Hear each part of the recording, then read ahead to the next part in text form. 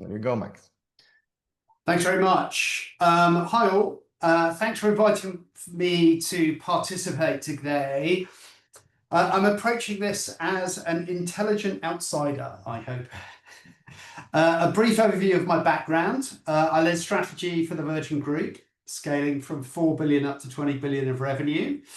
I've been part of Oxford University's Chemistry Development Board for over a decade. I previously led Textiles London, and I'm currently working on a portfolio of projects, including an early stage company focused on cancer detection, another with the same professor on cancer immunotherapy, plus also conservation challenges working with the Global Strategy Director at the Nature Conservancy. Throughout my career, I've been driven by one question: how does the world actually work? That led me to active inference and working with nested minds. Maxwell Ramsted encouraged me to present to you, and he and Alex Kiefer have helped me refine what I'm presenting today. You will see that I'm presenting aims to make the work that you guys do more accessible. So what I'm seeking today is a view on whether this, what I'm presenting is scientifically robust, feedback on any of the conclusions, any recommendations on structure and narrative, and any suggestions on next steps. And with that, let's dive in. So the same algorithm shapes life, the brain, human societies, and the future of intelligence. It's been running for billions of years, and it's running in you right now. If there is a blueprint for existence, what does it mean for our future?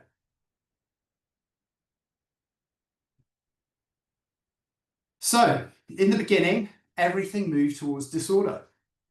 13.8 billion years ago, the universe exploded into existence. Energy and matter spread, collided, and cooled.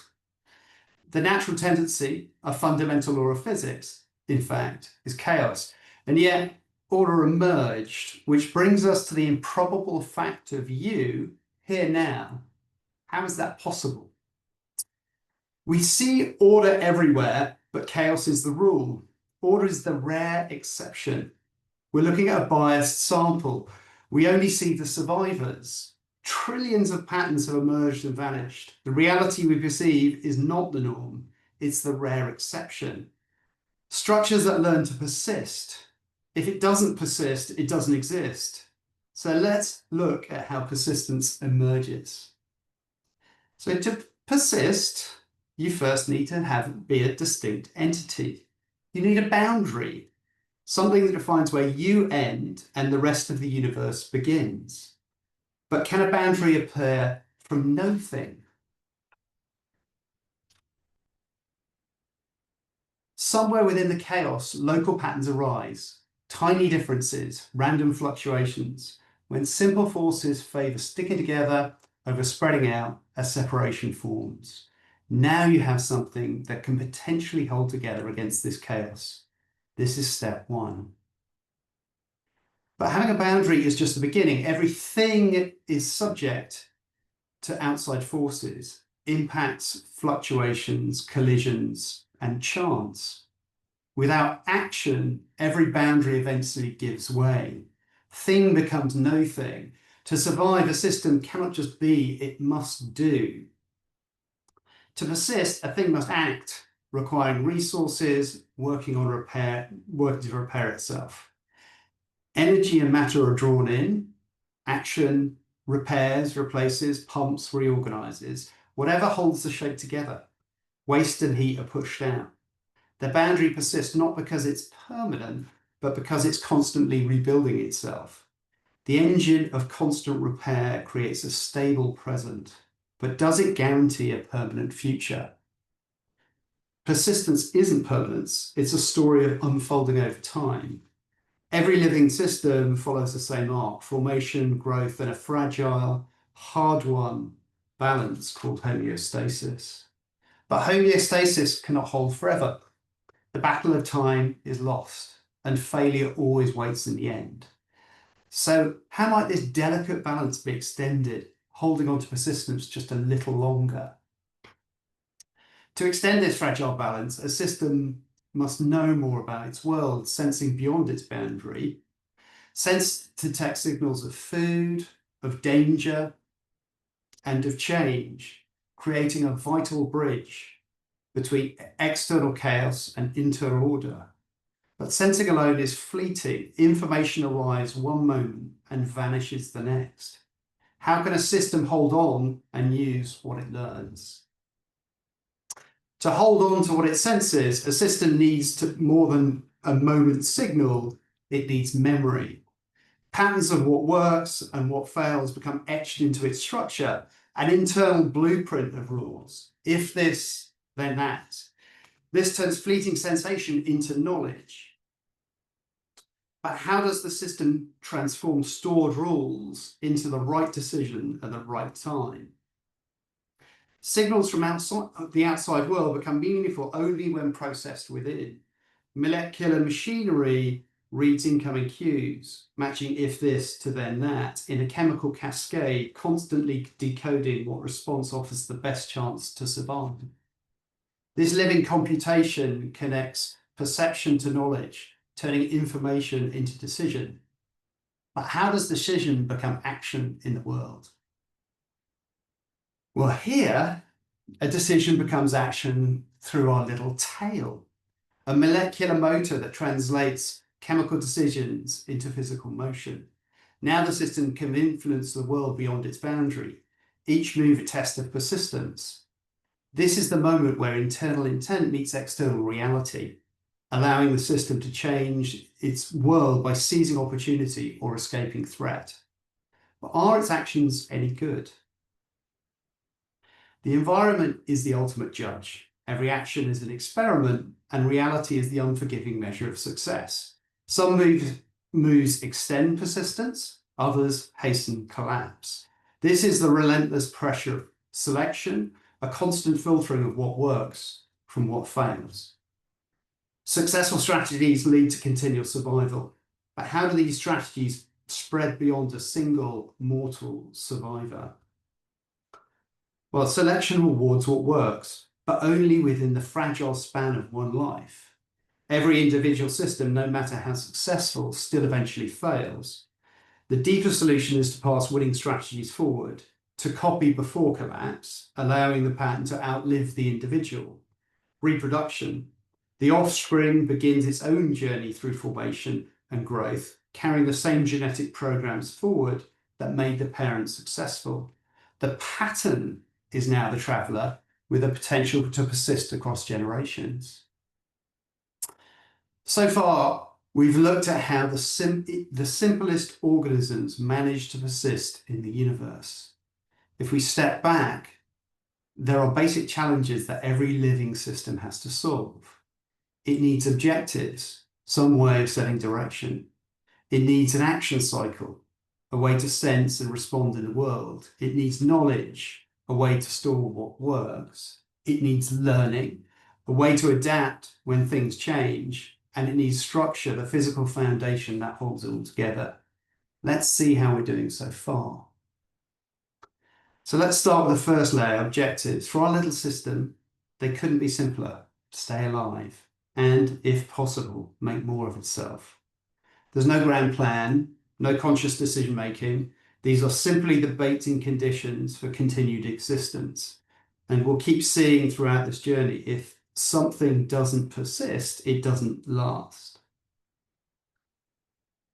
Objectives mean nothing without action. Our system has a simple but powerful loop. It senses chemicals and damages, processes these signals through internal switches, then acts, spinning its tail toward food, pumping out waste, triggering repairs.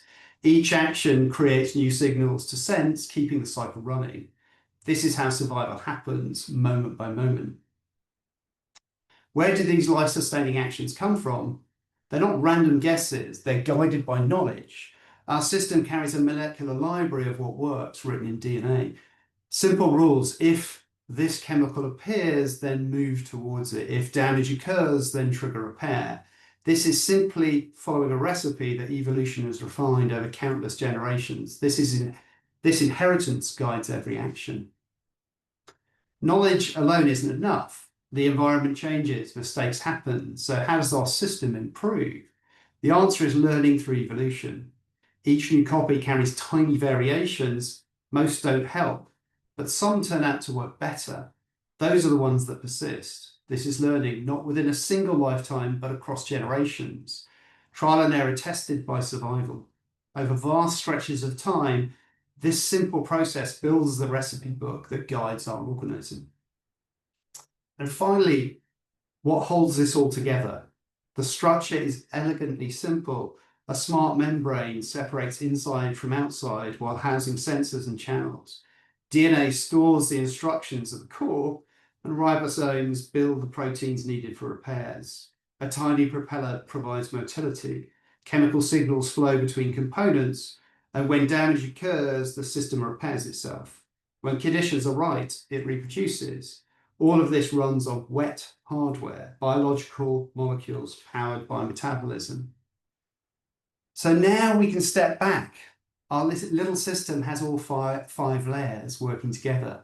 This is the basic architecture of persistent intelligent systems. And this is the prokaryotic cell, one of the simplest forms of life on Earth. What we've been exploring isn't a thought experiment. It's how biology actually works. The membrane that senses, the DNA that stores instructions, the ribosomes that build, the tiny propellers that moves, it's all here.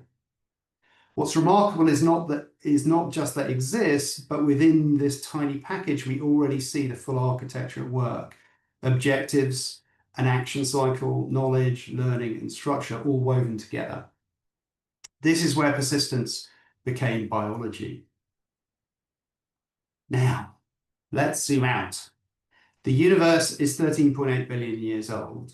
The Milky Way began assembling within the first few billion years.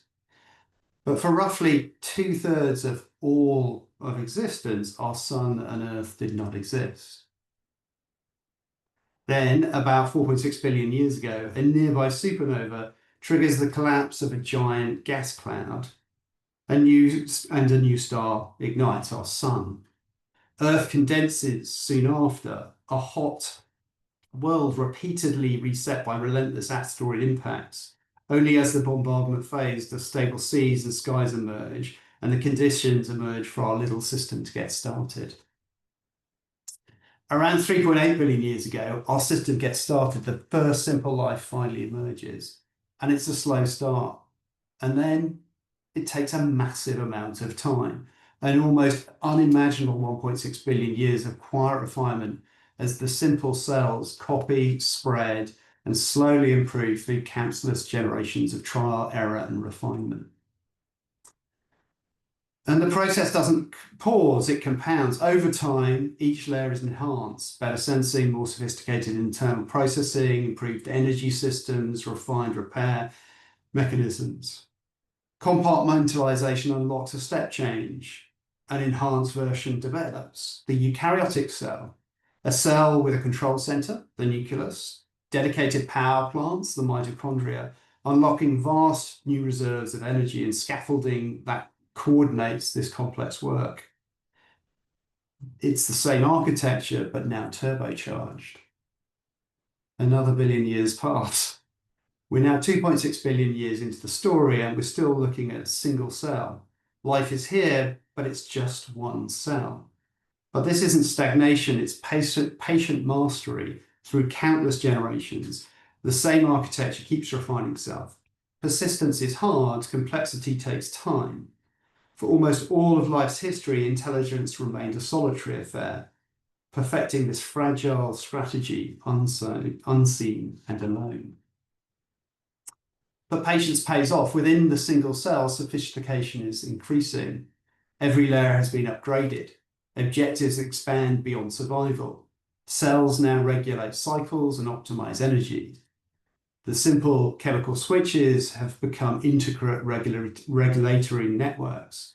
And most revolutionary of all, the nucleus emerged, a secure vault protecting the cell's genetic library. Persistence is now regulation, coordination, memory, and repair. This is evolutionary intelligence, a relentless, patient process that sculpts life one innovation at a time. It's a universal pattern written into the fabric of life itself, the intelligence of systems that learn to persist, a cascade of requirements, learning what works through trial, error, and selection. It is slow, relentless, patient, nature's blueprint for persistence and adaptability.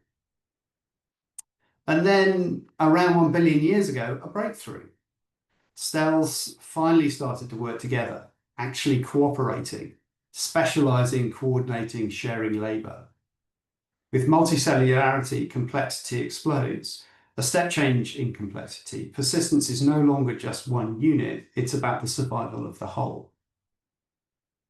With more cells working together, a new challenge emerges: coordination. How do you get dozens, then hundreds, then thousands of cells to act as one? Individual chemical signals aren't enough anymore. Chemical signals are too slow and local to get the whole organism to act in concert. Around 600 million years ago, the first solution appears: nerve nets. Simple threads connecting cells carrying electrical signals across the organism. A dedicated high-speed messaging grid.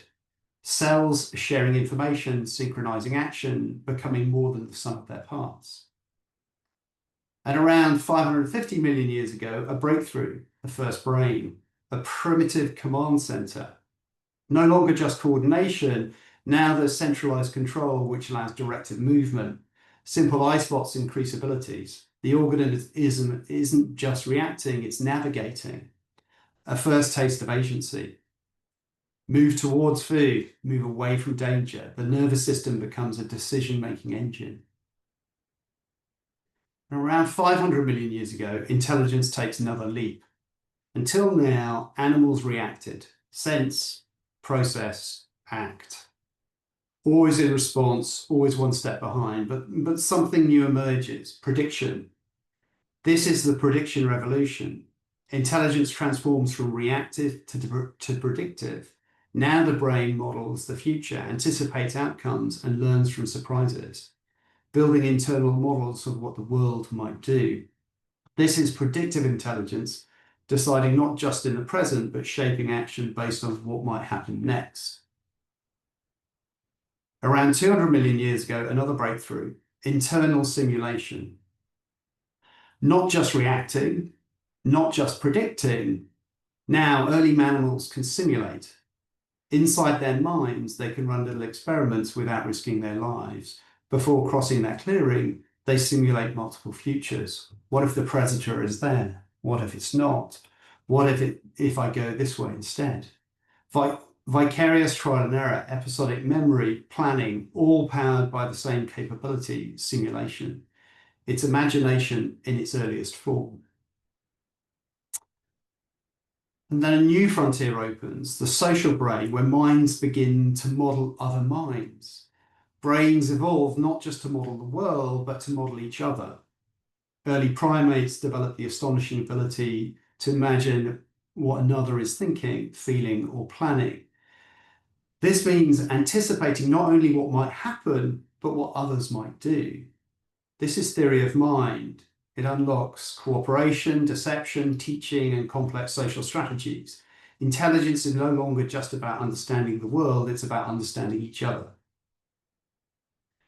And around 300,000 years ago, astonishingly recently, the leap of language. For the first time, thoughts can be shared directly across minds. Knowledge no longer dies with the knower. What one person discovers, all can learn. Knowledge builds across generations through stories and teaching.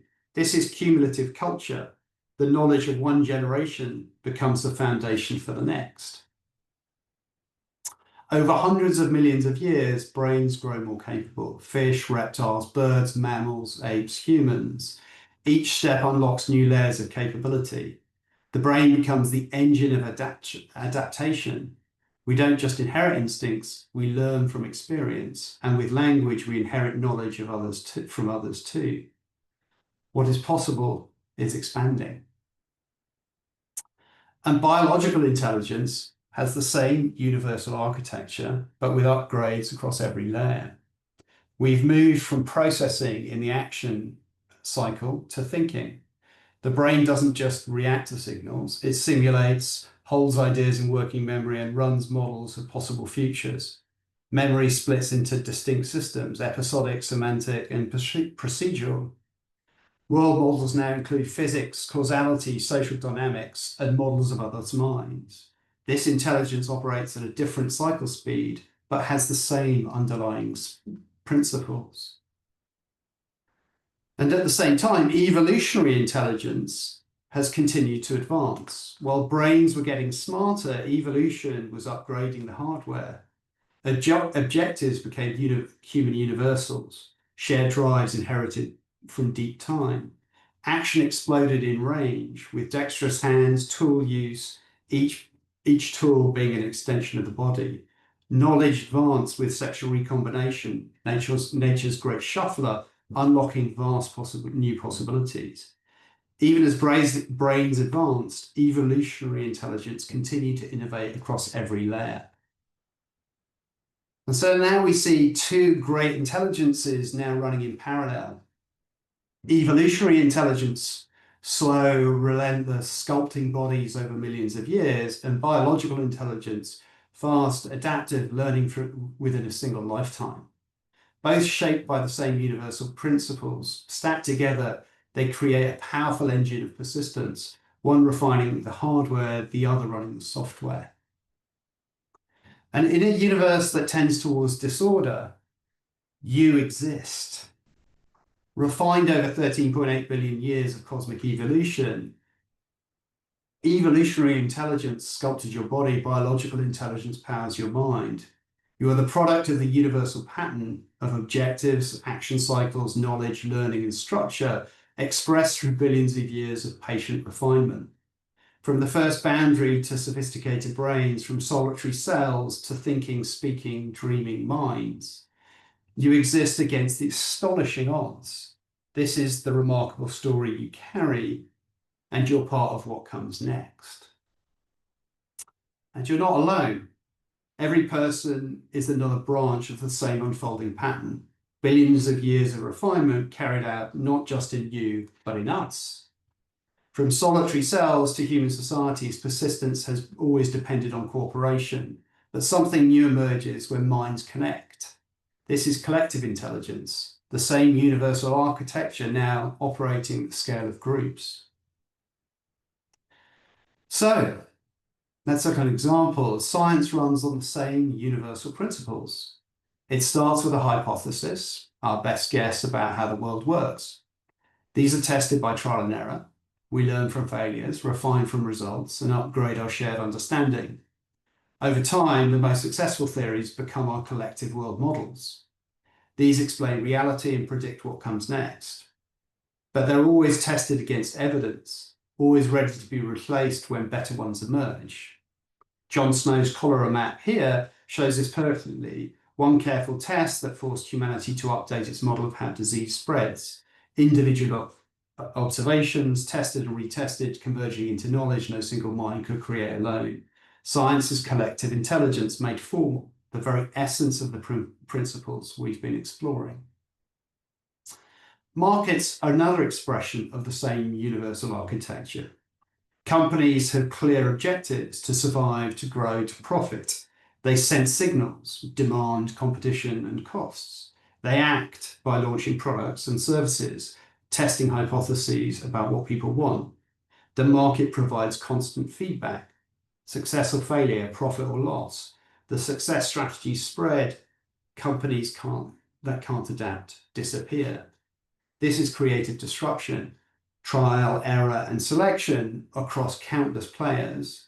Through this process, the system as a whole learns to innovate and allocate resources at massive scale. Law is also collective intelligence pursuing justice. Courts review the facts and arguments. They decide through judgment, which becomes action, a sentence, a fine, a ruling. But crucially, each decision feeds back into the system. Precedents are recorded, updating the shared body of law. Future cases are compared against the growing library of knowledge. The law continuously updates its world model of what justice means in practice, evolving as society changes. the same universal architecture applied to human fairness. Individual cases processed through collective intelligence accumulated over generations. Now we can see the pattern clearly. Science, markets, and law look very different on the surface, but underneath, they run on the same universal principles: objectives, action cycles, knowledge, learning, and structure. Science exists to build reliable models of reality. Markets exist to allocate resources efficiently, and laws exist to deliver justice and maintain order. Each follows the same cycle: sensing signals, deciding, acting, and updating knowledge through feedback. Science does it through hypotheses and experiments, markets do it through prices and competition, and law does it through rulings and precedent. All three are collective intelligences. They remember, they learn, they adapt. They persist because they're effective at solving the challenges of survival and cooperation at scale. This is why these systems endure. The same pattern shapes all human progress. We often celebrate individual genius, the lone inventor, the brilliant scientist, the visionary leader. But that's not how intelligence actually works. Every breakthrough builds on countless others. Every tool, every word, every idea has been refined by millions of minds across thousands of generations. You're not standing on the shoulders of giants. You're standing on the shoulders of everyone who came before, stretching back through time in an unbroken chain of collective learning. This is humanity's greatest achievement: intelligence that compounds across generations. You are the newest layer in that vast collaborative mind. So collective intelligence is the newest layer, built on biological and evolutionary intelligence. It's more than just groups of people. It's minds connecting and compounding, leveraging memory, learning, and adaptation across lifetimes, cultures, and entire civilizations. Each layer, evolutionary, biological, and now collective, adds new depth and power to persistence and creativity. Together, they form a stacked architecture, multiplying our capacity to solve problems, build knowledge, and shape the future. So, let's take a step back and generalize. Every intelligent system faces the same basic challenge: moving from where it is now to where it needs to be, from current state to future state, from A to B. It's not magic. There's always a process connecting the current state to the future state. Something has to bridge the gap. Something has to navigate from here to there, finding the right path forward. In every form of intelligence we've explored, this pathway follows the same hidden structure. And here's the hidden structure revealed: the universal action cycle. Sense the situation, think through the options, decide the best path, act to create change. From bacteria to brains to markets to legal systems, this same cycle drives every intelligent response in the world. This cycle runs everywhere, in humans, in machines, in any system that processes information. What changes is the speed, the scale, the sophistication, but the architecture remains universal. The same steps, whether powered by biology or technology. Intelligence is intelligence regardless of its substrate. But something's missing from this picture. Without feedback, there's no learning. Measurement captures outcomes and feeds them back into the system. Did the action work? What can be improved? What should the next cycle adapt? Feedback transforms action into learning. So this is how intelligence operates in the world. Sense gathers the information about the internal state and the environment. Think interprets that information through using knowledge and models. Decide selects the course of action under objectives, costs, and risks. And act executes the chosen action to influence the world. And feedback captures the outcomes to enable refinement and future learning. This is the universal action cycle, and it's the engine of all intelligent behavior. So from any present moment, we can see that there are countless potential possibilities that could unfold, not just A to B, but a widening cone of potential outcomes. Every intelligent system faces this reality. Paths stretch ahead, most of them random, chaotic, or destructive. But intelligence doesn't drift. It chooses direction. Not all futures are equal. Intelligent systems get set goals, selecting specific targets within the cone of possibilities. Goals provide focus, creating purposeful direction. This is choosing which future to pursue. Now you need a plan. Complex goals require multiple steps, each building towards the target. Planning maps the pathways from current reality to desired future, breaking this into achievable actions over multiple timescales. Effective planning lets the system shape its trajectory, not just react to events. But planning becomes complex quickly. Multiple components must coordinate, resources must align, timing must synchronize, skills, roles, and actions must work together. Coordination is needed across all elements to enable coherent action. And all of this operates within constraints: energy limits, time pressures, safety requirements, physical laws, competing demands. Constraints aren't obstacles, they're the boundaries within which the system operates. Strip away all of that complexity, and the intelligent direction comes down to three fundamental questions. Where am I now? Where do I want to be? And how do I get there? This logic holds at every scale. So this is how the system directs itself. Goals define the system. Goals define what the system is trying to achieve, managing conflicting priorities.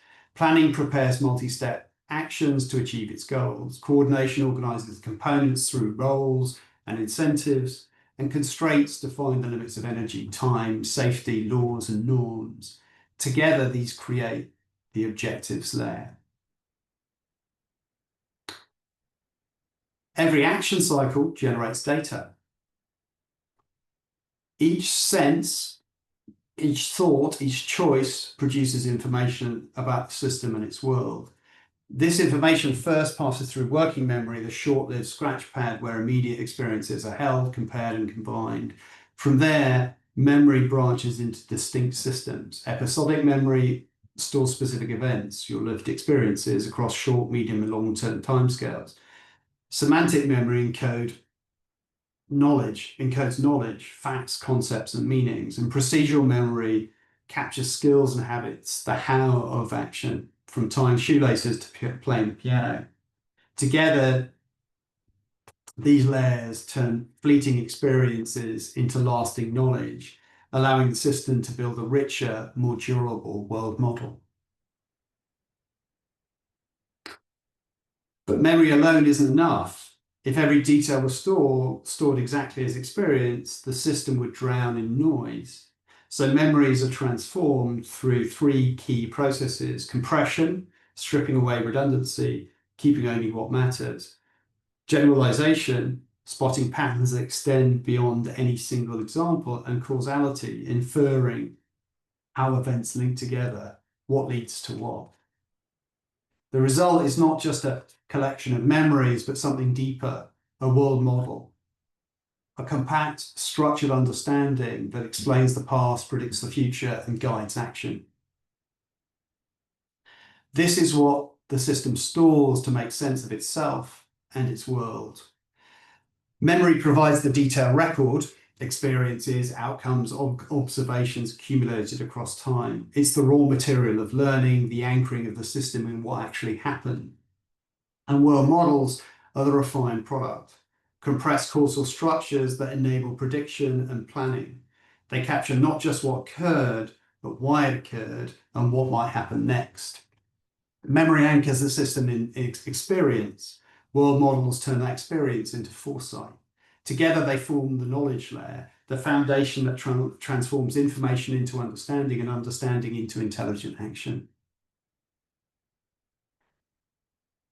Here's how the system gets smarter over time. The world model makes a prediction.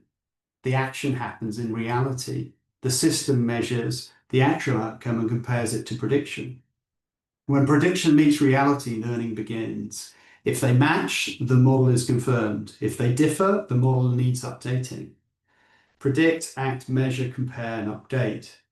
Each cycle refines the world model, making the future predictions more accurate, and future actions more effective. Error becomes insight, surprise becomes knowledge. This is how intelligence learns to see the world more clearly. And intelligence isn't just about using what you already know. It's also about discovering what you don't. That balance is the dance between application and exploration. Application means leaning on your best models, acting with confidence, repeating what works, achieving reliable results. Exploration means stepping into the unknown, probing uncertainty, testing possibilities, and asking, what if? The ability to predict makes this even more powerful. A system can explore counterfactuals safely in imagination before trying them in reality. At a higher level, this looks like replay or even dreaming, the brain consolidating knowledge and running experiments offline. Too much application and the system stagnates. Too much exploration and it never stabilizes. Progress comes from balancing the two, using what works today while staying curious enough to discover what works tomorrow. So this is how the system gets better at navigating reality. Measure and compare detects gaps between predictions and outcomes. Update and consolidate refines the world model across fast and slow timescales. Exploration balances using known strategies with seeking novelty. Together, these create the learning layer, the engine that transforms experience into wisdom. Now, intelligent systems gain power and flexibility by organizing themselves into modular components, distinct units that can be reused and recombined across many functions. These modules don't stand alone, they're arranged into layered hierarchies, building specialized capabilities at each level. Physical structures like organs, cells, and neural circuits reflect this pattern, just as conceptual structures, schemas, and models do in knowledge. Layering and specialization let systems tackle complexity, adapt quickly, and scale across different challenges and environments. Structure unfolds across scales, in space, in time, and in levels of abstraction. In space, systems are nested. Molecules form organelles, which form cells, which form tissues, which form organs, which form organisms. Each level builds on the one below, whilst also constraining and shaping it. In time, processes stretch from the split-second firing of neurons to daily rhythms to lifetimes and even across generations. Intelligence depends on coordination across all of these tempos at once. And in abstraction, raw data becomes signals, signals become features, features become objects, and objects gather into categories and concepts. Each layer compresses and organizes meaning, making it usable for thought and action. At every scale, feedback loops link the levels together. What happens in a second can ripple into a lifetime. What shifts in the abstract can shape the concrete. This is how complex systems stay coherent while spanning such radical different scales. Structure relies on communication, the signals that connect every element of the system. Neurons fire, hormones circulate, networks transmit. These flows let parts coordinate across distance and scale so that intelligence isn't just local, but distributed. It's through signaling that goals reach actions, that memory informs decisions, that learning spreads across the whole system. Without communication, modules stay isolated. With it, they integrate into a coherent whole. Hyper-efficient systems risk brittleness. One shock and they break. Resilience comes from three safeguards: redundancy, which is spare capacity that overlaps so failure degrades gracefully, not catastrophically; repair, which is detecting, isolating, and fixing errors before they spread; and reproduction, so the pattern persists over time, passing on what works and adapting across generations. Together, redundancy for now, repair for soon, and reproduction for later. Structure stays resilient across time. This architecture doesn't care what it's made of. the same 5-layer pattern runs everywhere. Biological systems, cells, neurons, DNA, evolution, membranes. Digital systems, processors, algorithms, databases, neural networks, code. And social systems, institutions, markets, cultures, laws, and organizations. Different materials, different speeds, different scales, same fundamental architecture. This proves something profound. Intelligence is not about neurons or silicon or social contracts. It's about how information flows, how feedback loops connect, how complexity organizes itself to persist. The pattern transcends its platform because it solves universal problems. Intelligence is substrate independent. This structure is how the system organizes and sustains itself to enable intelligence. As we've seen, the architecture creates modular components in layered hierarchies, building specialized capabilities from reusable parts. Scales nest across space, time, and abstraction, from molecules to organisms, milliseconds to generations, and data to concepts. Communications flow through signals and networks, coordinating into a coherent whole. Resilience ensures survival through redundancy, repair, and reproduction, and embodiment provides the actual substrate, biological, digital, or social, supplying energy, resources, and constraints. Structure creates the platform where intelligence can emerge, adapt, and endure. And then there's one additional force multiplier, and that's externalization. We extend sensing with instruments, thinking with models, acting with machines. We externalize memory in books and database, communication in networks, and coordination in institutions. Each step takes an internal capacity and scales it outwards, making intelligence collective, persistent, and amplified. So, if we take the full step back, this is the architecture. It starts with objectives. Where am I now? Where do I want to be? And how do I get there? The action cycle drives the process. Sense, think, decide, act, measure, and feedback. From there, knowledge is built. Memory storing experience, world models compressing it into causal structure. Through learning, those models are tested against reality, predicting, comparing, updating, consolidating, and exploring. All of it sits inside structure, modular, layered, multi-scale, and network, resilient, and embodied. And through externalization, these capacities are amplified and extended into the world. Together, the 5 layers form a single coherent system, intelligence as architecture. And if we look at the heart, this is the core learning loop. It begins with a prediction. The system acts in the world based on its best internal model. It then measures the result, comparing what actually happened to what was expected. Every gap between prediction and reality sparks an update, gradually improving quality of the world model. This tension between map and territory drives ongoing refinement, letting each action cycle become smarter over time. Learning compounds. As internal models improve, actions become more skillful, and new cycles generate ever more accurate predictions. Ultimately, intelligent systems don't just learn, they learn to learn, ratcheting up the power to understand, adapt, and persist. This architecture builds on decades of convergent discovery. Universal Darwinism reveals how selection creates adaptive order. The free energy principle frames intelligence as surprise minimization, systems keeping themselves within expected bounds. Cybernetics, complex adaptive systems, autopoiesis, and constructor theory each add vital insights, from feedback and emergence to self-producing networks to the very limits of transformation itself. Different fields, same underlying pattern. What we are seeing is convergence. Different fields independently discovering the same deep structure. And the framework is deeply interdisciplinary, bringing together insights from decision theory, neuroscience, machine learning, systems engineering, and many more.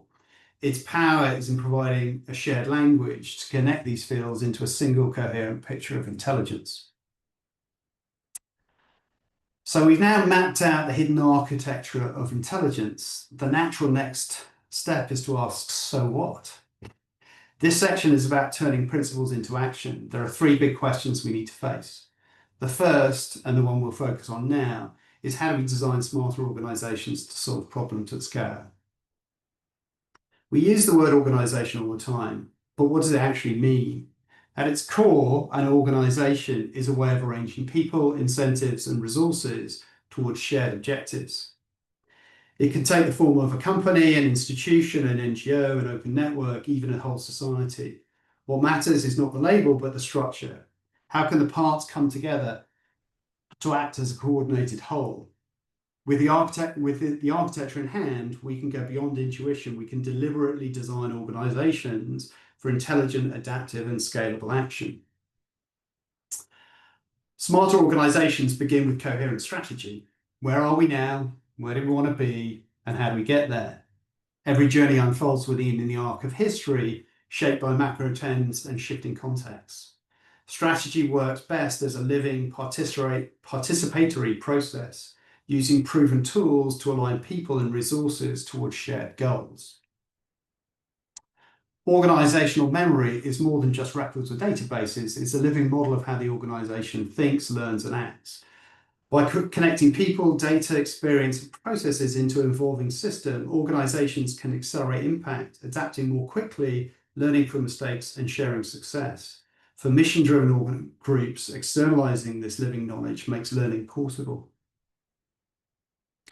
Most organizations run on autopilot, repeating what they did yesterday, even when it stops working. Intelligent organizations build learning into their DNA. Every project becomes an experiment. Outcomes get measured against predictions. The answers flow back, updating the system. This is the core learning loop at organizational scale. Predict, act, measure, compare, and update. Organizations that master this don't just survive, they accelerate through it. Failures teach, successes compound. The system gets progressively better at navigating reality, and learning is the engine. These principles work everywhere, no matter the type of organization. Companies, institutions, NGOs, cities, networks, and whole societies can all apply the same universal architecture. Built-in learning and adaptability let any group thrive, whatever the mission or scale. The same principles that guide organizations can help us confront the great challenges of our time. Climate, health, inequality, conflict, technology, governance. The challenges are vast and interconnected. Hundreds of distinct issues span every domain of human life. What matters is not the length of the list, but that we can have a common architecture, one that can make sense of complexity and guide intelligent responses at scale. By organizing for intelligence, we unlock progress. Frameworks and toolkits for collaboration let us turn complexity into coordinated action. That means innovating faster, cooperating better, and delivering real results. When organizations of any kind adopt this architecture, they multiply their capacity to solve problems at scale and tackle the challenges that matter most. We've just seen how organizing for intelligence can help us tackle problems at scale, but that's only one part of the story. The next question is, what about machines? What is the future of intelligence in the systems we're building today? That's where we'll turn next. This is the story of intelligence in machines. It hasn't happened overnight. For more than 80 years, step by step, we've been building the infrastructure. What we're living through is the intelligence revolution, a long arc of breakthroughs compounding on each other, reshaping how knowledge, computation, and communication work.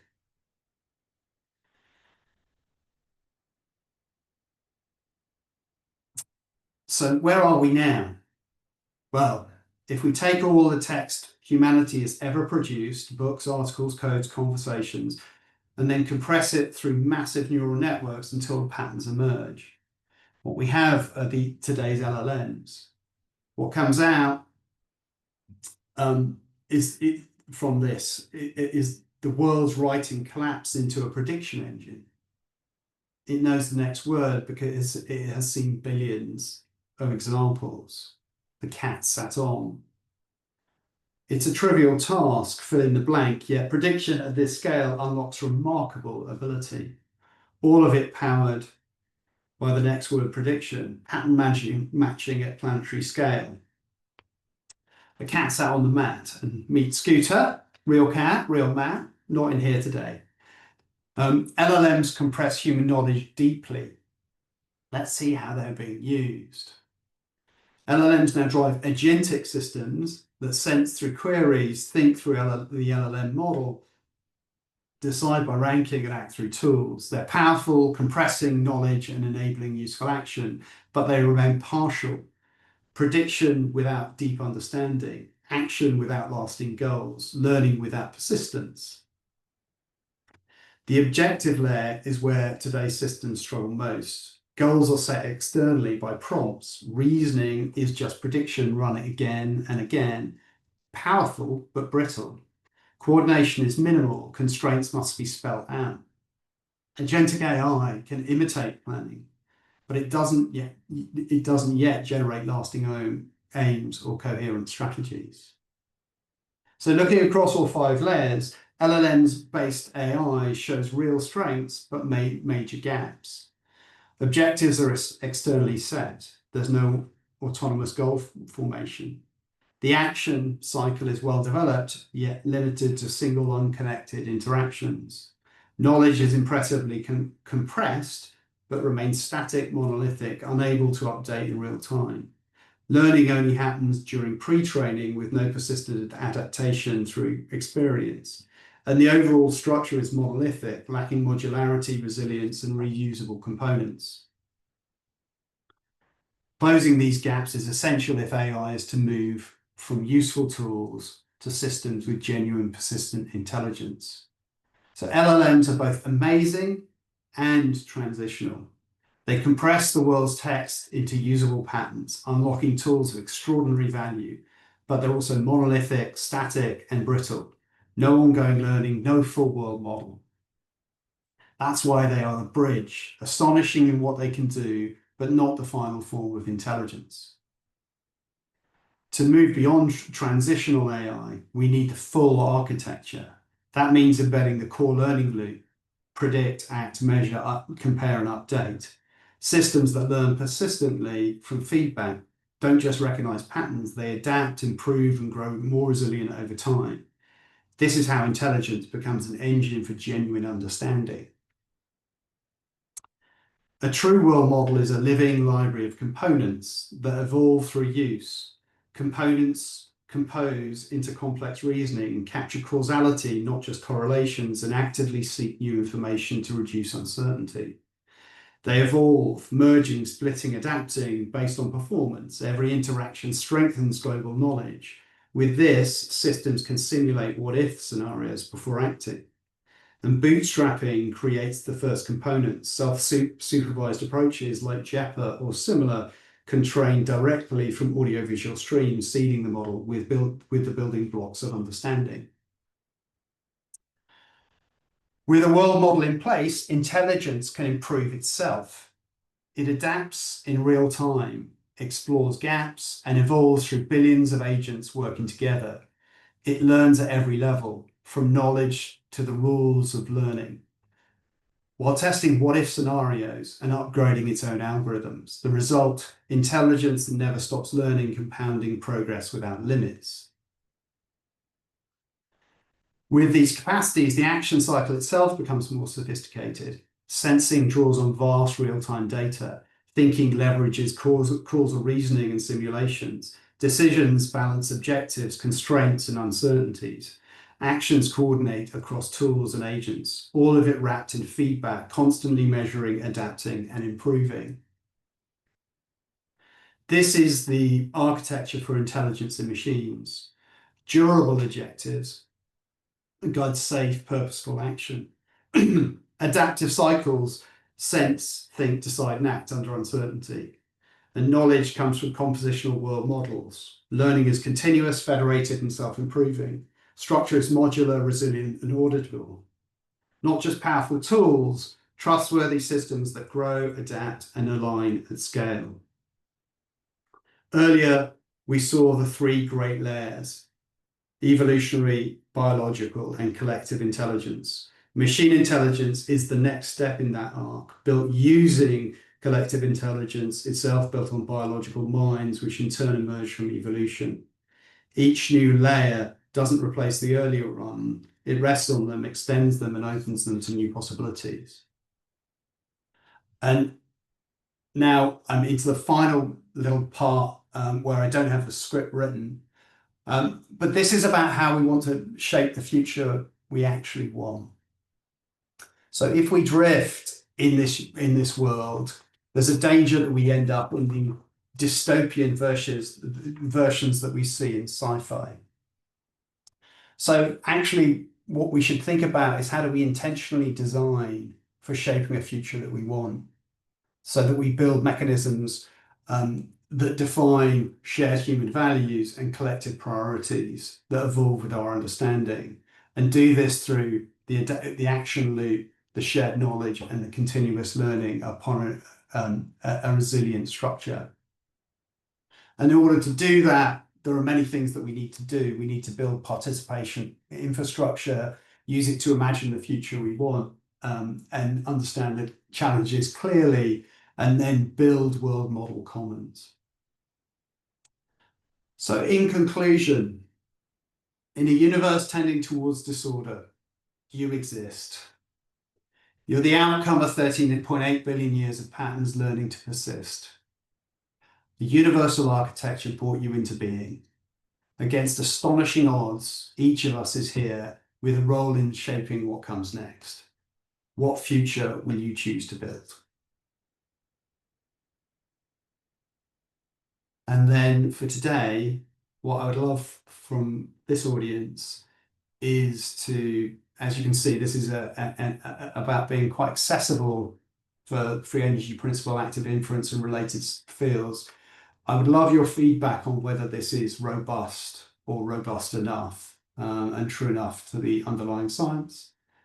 It would be great to get your feedback on the narrative generally, and anything specifically on collective intelligence, on the future of intelligence and machines, particularly around the structuring of world models.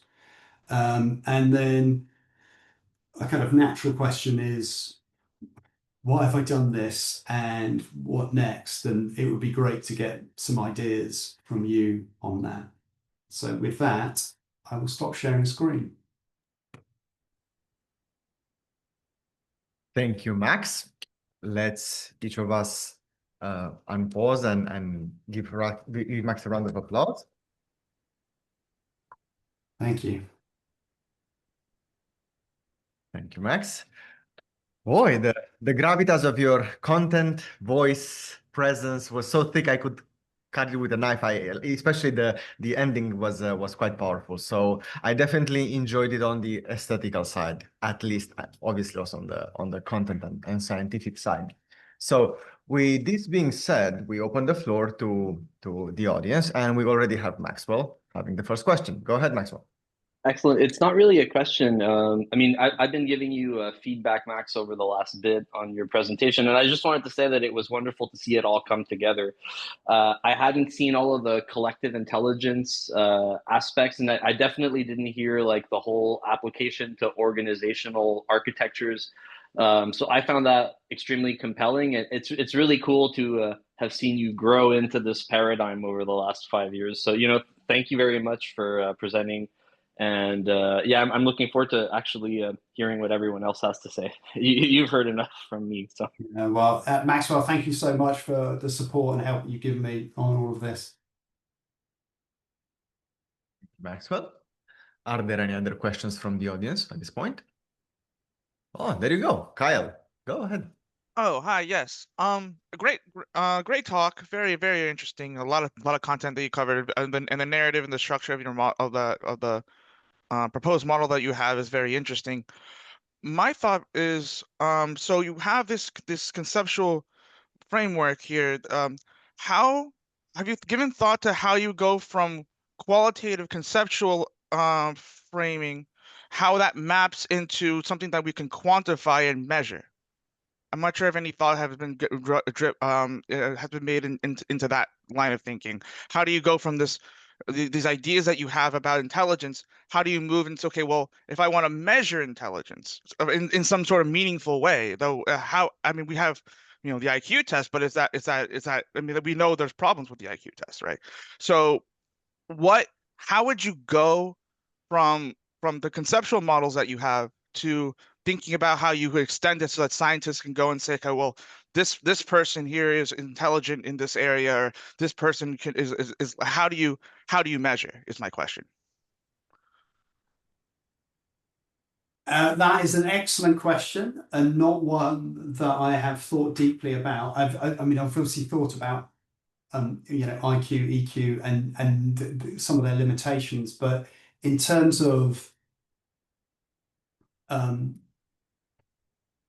how that blends in here, I thought your question might be more towards how do you turn a conceptual framework into something that is executable, and That's kind of more along, like, that's also kind of like along the line of what I'm thinking. Yeah. yeah, that I would look to this audience, because going from the conceptual, which is really quite hard to communicate, to then the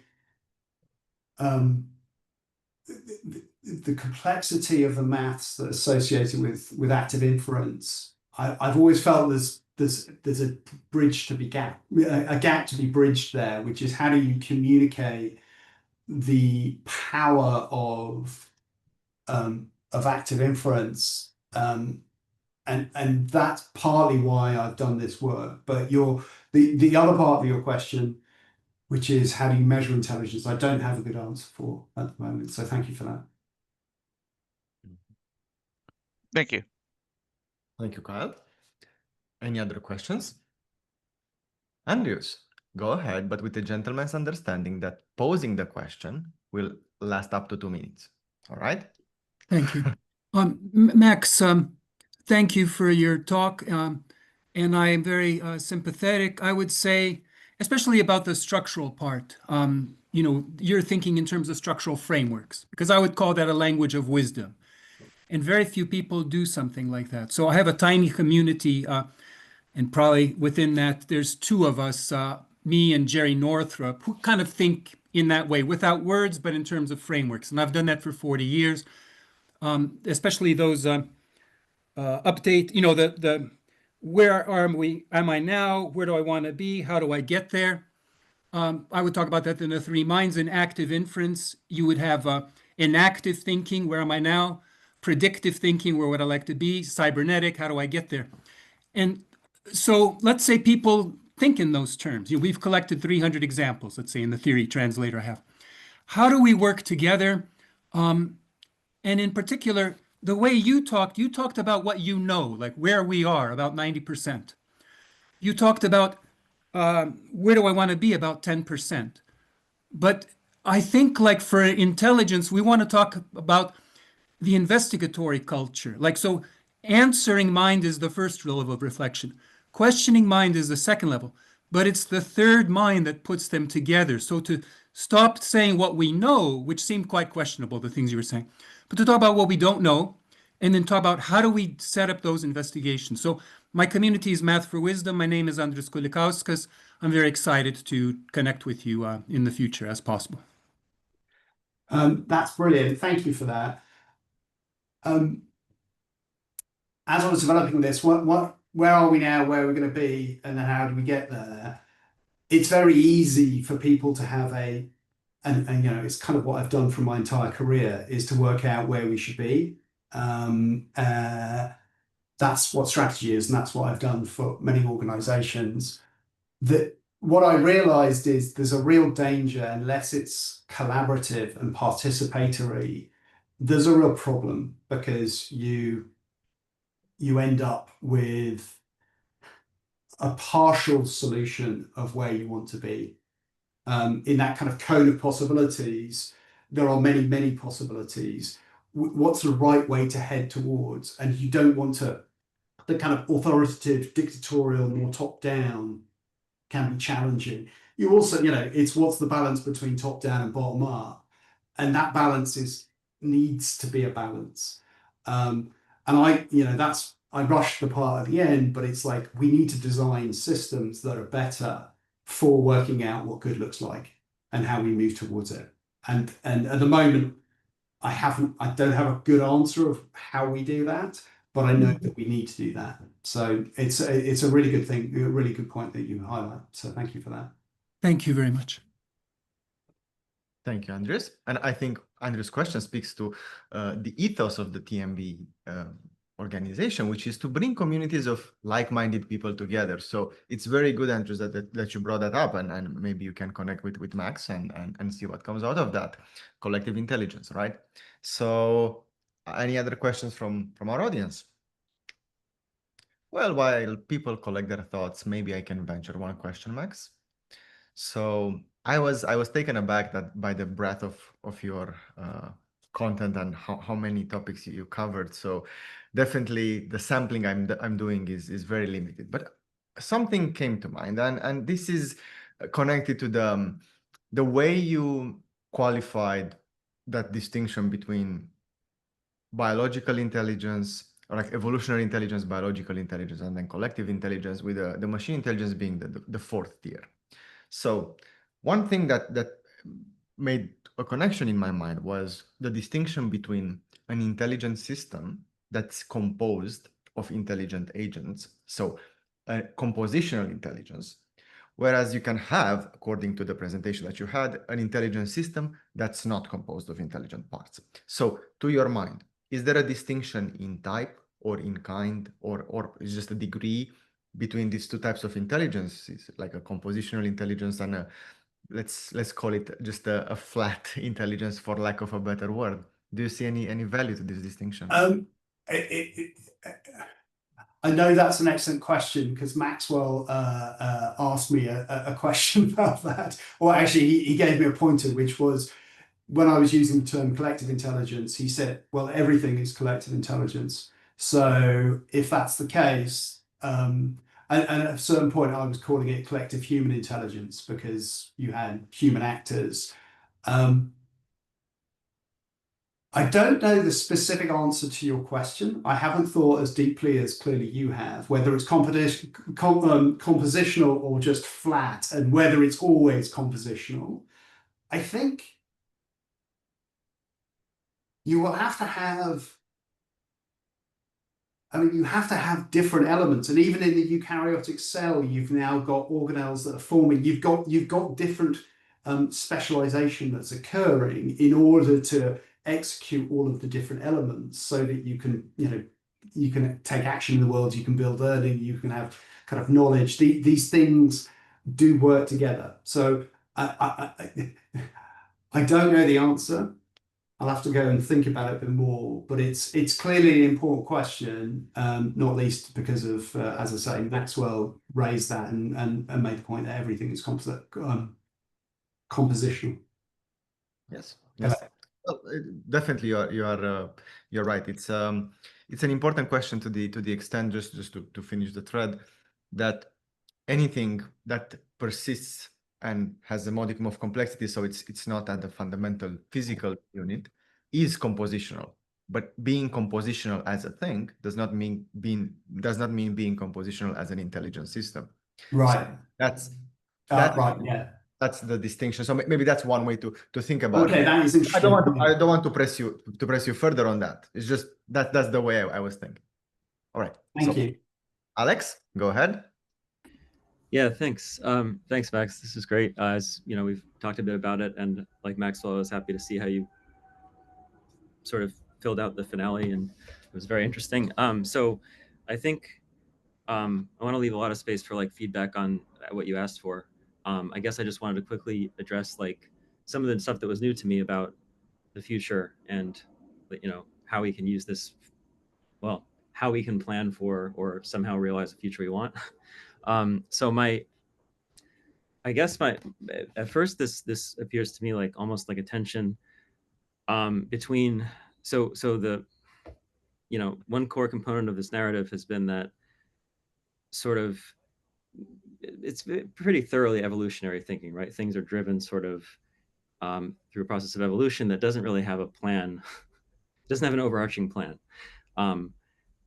So I think if we try to forge the future according to our concept of it, if that takes the form of a few human minds getting together and trying to design something, then that seems like it's sort of turning against the current that brought us to the moment we're at, right? So the force that shaped this amazing current intelligence that we enjoy, that's built on all these other forms of intelligence, as you pointed out, has been this blind process. So I think the idea that we should take this and then from here on out, we should take the reins and try to like program a solution, I think sounds to me like a misstep. But I don't think you're saying that we should do that. I think what I'd be interested in seeing filled out is how the next stage of the evolution of intelligence could build on that process and sort of like, I think it would have to genuinely be collective intelligence, and that you'd want to rope in more of the intelligence of humanity,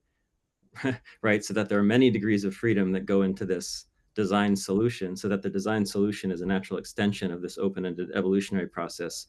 I would just say that whenever you see a small committee of people getting together and trying to architect a solution, the larger scale it is, the bigger a disaster it is.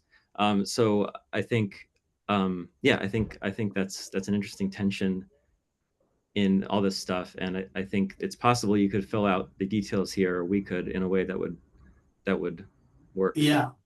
Well, thank you for that, Alex. And as I said right at the beginning, thank you for the support and help you've given me in kind of the thinking through all of this. I mean, there's part of me that thinks about, historically, I've thought about what happened in Russia or in the CCP in the 20th century versus democracy. And so you've got a control system that's too brittle for the job that it's trying to do in kind of Soviet Russia, versus democracy, which is messy but more organic and more bottom up. But then if you think about companies, they can have multiple different ways of managing. They tend to be hierarchical, top down, small group of executives doing the executive function. So I definitely hear you about the blind watchmaker. I think things changed. You know, it's 300,000 years since we had language. Out of a 3.6 billion years of evolution, and even 1.8 billion, 7 million evolution of hominids. It's just such a tiny amount of time. So I do think that things are different now. I know people, this time it's different, but I do think things are different. I do think we go from, exploring all the possibility space, which is the evolutionary approach, through, mutation, natural selection, through to something that's more directed, is the journey that we've been on. Any kind of organization, any civilization, any, nation state, any of these things, they've got structure around them. I'm just thinking that if we allow ourselves to drift into another version of social media is wonderful, oh dear, it really isn't that wonderful, oh God, it's got terrible implications. Can we do things in order to shape a future that we want, rather than stumble into one that we don't? Well, thanks. That's a really thoughtful response about the sort of evolution toward directedness almost. So I'll leave it there for other people, but yeah, thanks. Happy to talk more. Thank you, Alex. Any other questions? Yeah, can I say something? Michael Trimble here. It's a little bit off maybe, but what is so interesting is if you go back to the sort of Elizabethan era, there were a number of people who were trying to find out why our world was structured in such a perfect way. And everything was perfect at that time, and people started going into looking at nature.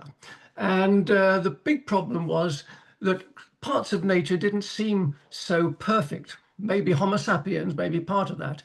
But what they were doing is looking at the principles, God's principles of structuring the world around them.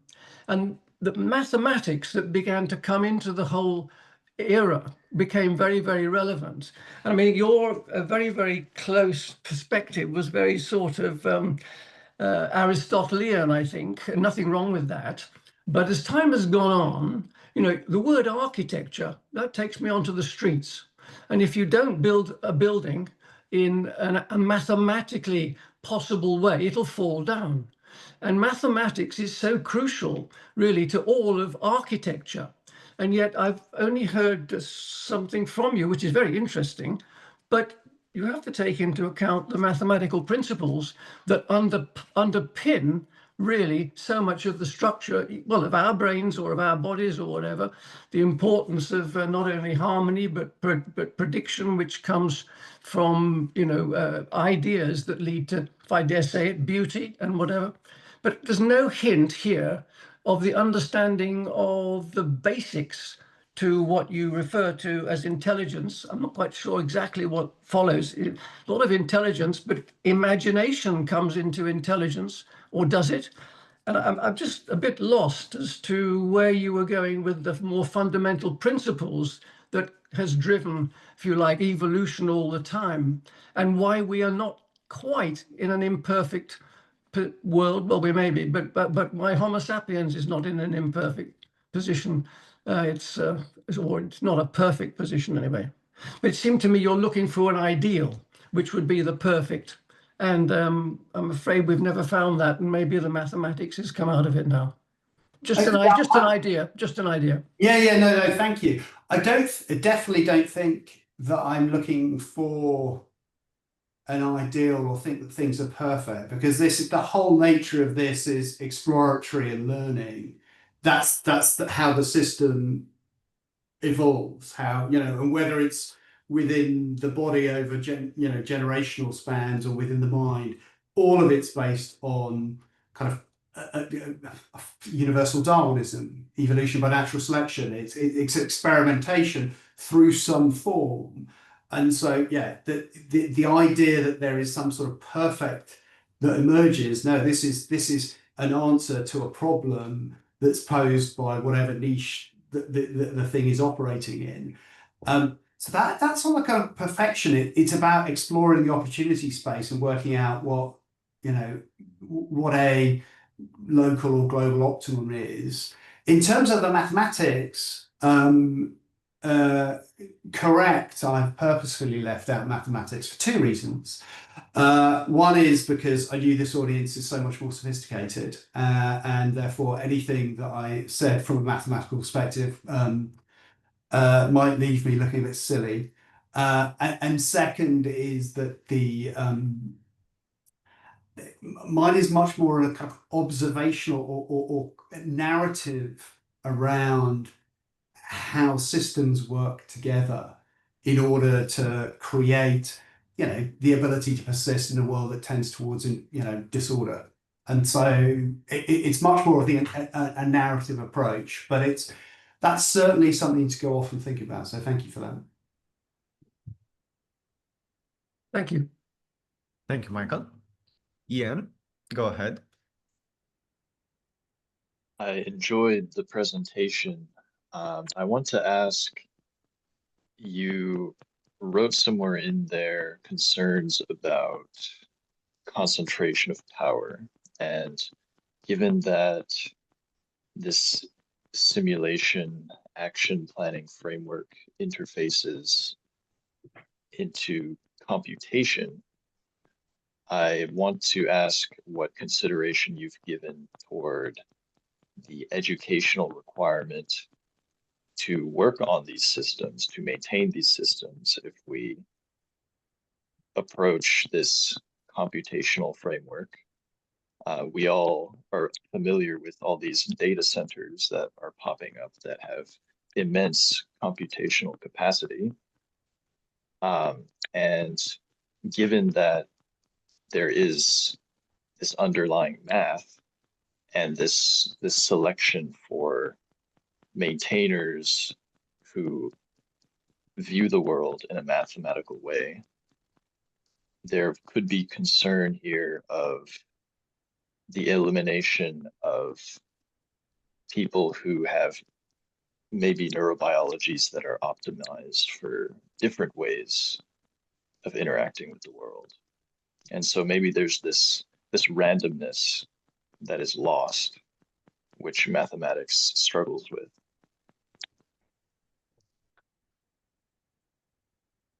I'm just reflecting. It's a great question. I'm just reflecting on where to go with it.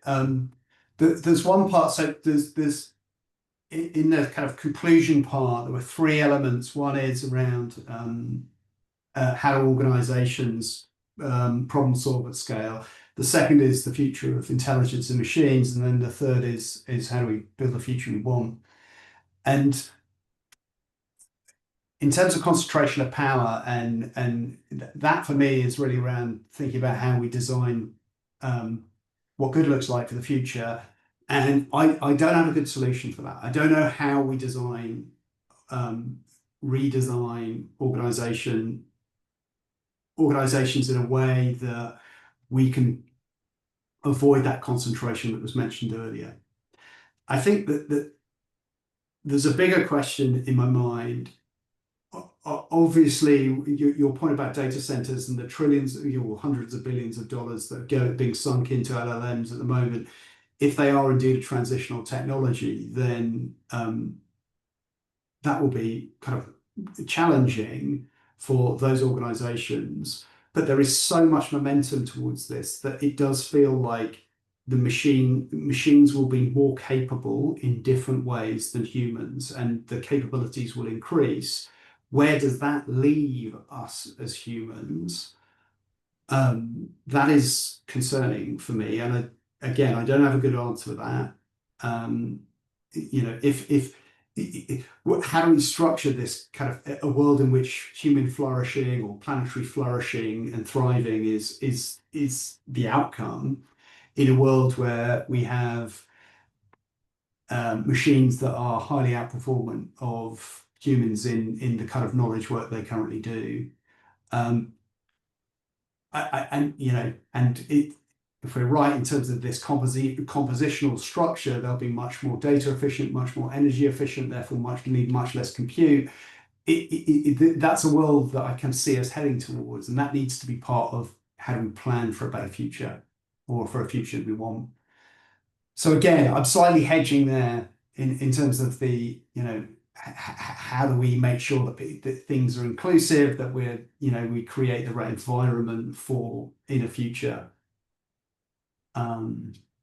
Just look at your comment, Ian. I do not know either of those. But thank you for your question. Again, it's a really broad question, so I've got some thoughts about it, but not a definitive answer. So thank you. Thank you, Ian. Andrews, go ahead. Yes, I'm inspired by Alex's and Michael's comments to think that, Max, the universal principles, the foundational frameworks that you're thinking in terms of, they can appeal to different narratives, and so you gave this story that was a very modern scientific narrative, but like if there was an extraterrestrial here, they might find it very parochial. They say that's how it looks like to humans, right? Or like if you're a redwood tree or a dolphin or a fungi, a mushroom, you might say, well, that's a strange way, that's a very animalistic way to think about things, etc. So, but I think where these principles really, I think, may come from, which makes them really strong, is if they're inherent in the void, let's say, or in God, or in whatever, that doesn't require that whole narrative. So, so for example, these questions, where am I now? Where do I want to be? How do I get there? Is that inherent in the void? Or did that come with organisms? Did that require all kinds of because otherwise that whole story is not told. Where did all these organisms come from, etc. But if these types of things, all these things you mentioned, if they're inherent in the void and they explain how the void unfolds or differentiates or relates with itself, you see, that is a lot of work to do, but then that is a unifying way to say, look, we're limited imaginations. Like we have all these different narratives. You can have all different sets of facts, but whether you're a redwood tree or an extraterrestrial, whatever, like when you think back to the void, you're going to have the same starting point. We all maybe can agree on that and work from there. And people don't want to do that. And maybe that's why it's very few people who are going to maybe do it. But I just wanted to bring in that layer because yeah. So, I mean, it's interesting that you say that a redwood or an alien might think it's parochial. my thinking so far is that it's universal. That in order to be able to persist against entropy, you need to be able to act in the world.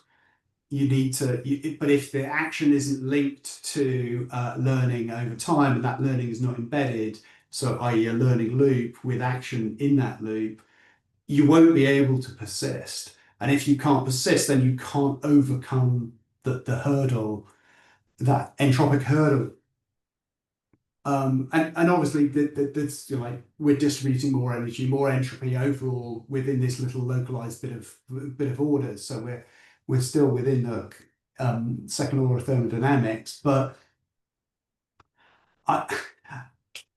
previously I have then thought around, okay, so what would the implication of this be for life elsewhere in the universe if it exists? And I think you would be able to say, okay, well, you know, in order for the system to exist, it needs to have these various different elements, and those would be the principles. Now, whether then that translates to saying, okay, well, if we go all the way back to, I mean, I would be looking at it from the other way rather than going back to the void. Look, it's a forward, you know, arrow of time, which then unfolds in this way. But it's a really good question, that, as to how we think about unfolding and to respond quickly, and then just to say there's a wish in the chat for your email if you put it in the chat at some point, and we could write you. But to say, so when you say like things must persist, which is an active inference type of high road point of view, I always hear that as a religious principle. Like that's not really applicable in my life. I don't proceed in life with the idea that I need to exist, first of all. But when I imagine, like, let's say God, I think of God as proceeding by a proof of contradiction. So God saying, look, I'm God, but am I necessary? Would I be if I was not? So then God removes themselves. So you get a proof, like, so you get a proof by contradiction. If there's God, then there's God. But suppose there's not God. Well, there should still be God because God is God, right? So God is so overwhelming that God can remove himself and all these things can happen. We could live in an atheistic world, but God's going to creep out anyways. That's what it really means to be necessary. You see, like, so whether it's through Jesus or Buddha or you or whoever, and so you get this very reverse logic, you see. Now, whatever, the point being, though, that you're taking, and so many people do, and it's hidden, like we're taking religious points of view, you see, but we're not acknowledging them as such typically. okay. And so to just kind of be open to say, well, so it would be great to discuss further. Thank you. Thank you. So leaving this for maybe another occasion, I think without further ado is Carl's turn now. I think Carrie wanted to say something. I don't know if she's still. Carrie? I'm in the chat, you mean, Carl? No, she was raising her hand tentatively, like Michael was. But I don't know if she still wants to say something. I think I have missed that. There you are. I am here. And I think my question had to do with positioning Max in this map.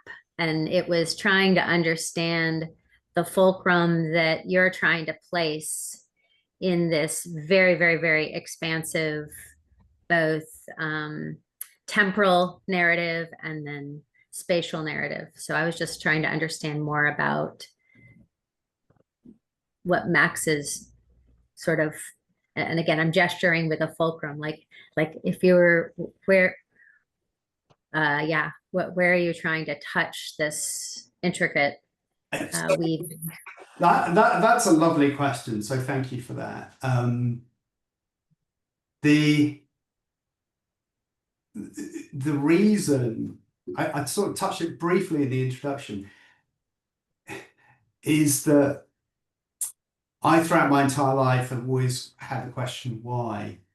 I mean, always, and so I've ended up at companies saying why are we doing what we're doing, and when we run out of answers, I have then done the strategy for those organizations. So that's how I ended up doing the strategy for Virgin. That's how I ended up doing for textiles and so on.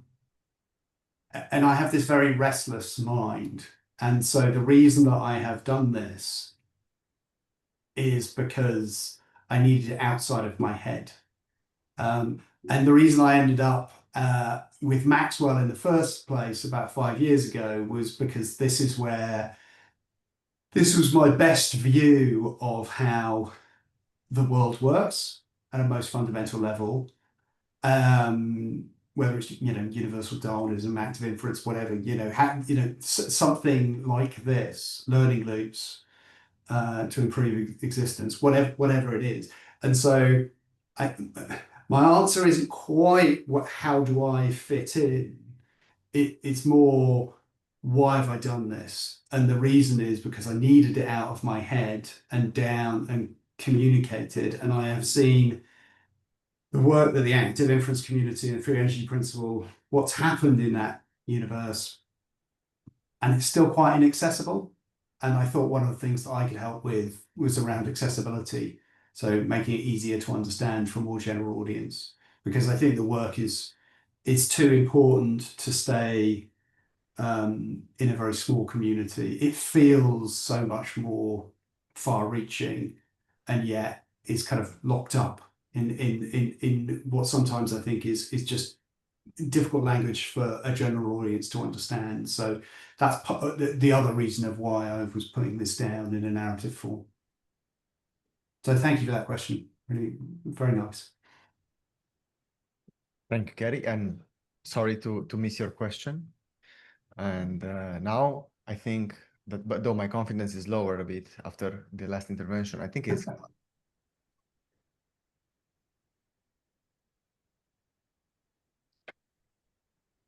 It's my turn now, is it?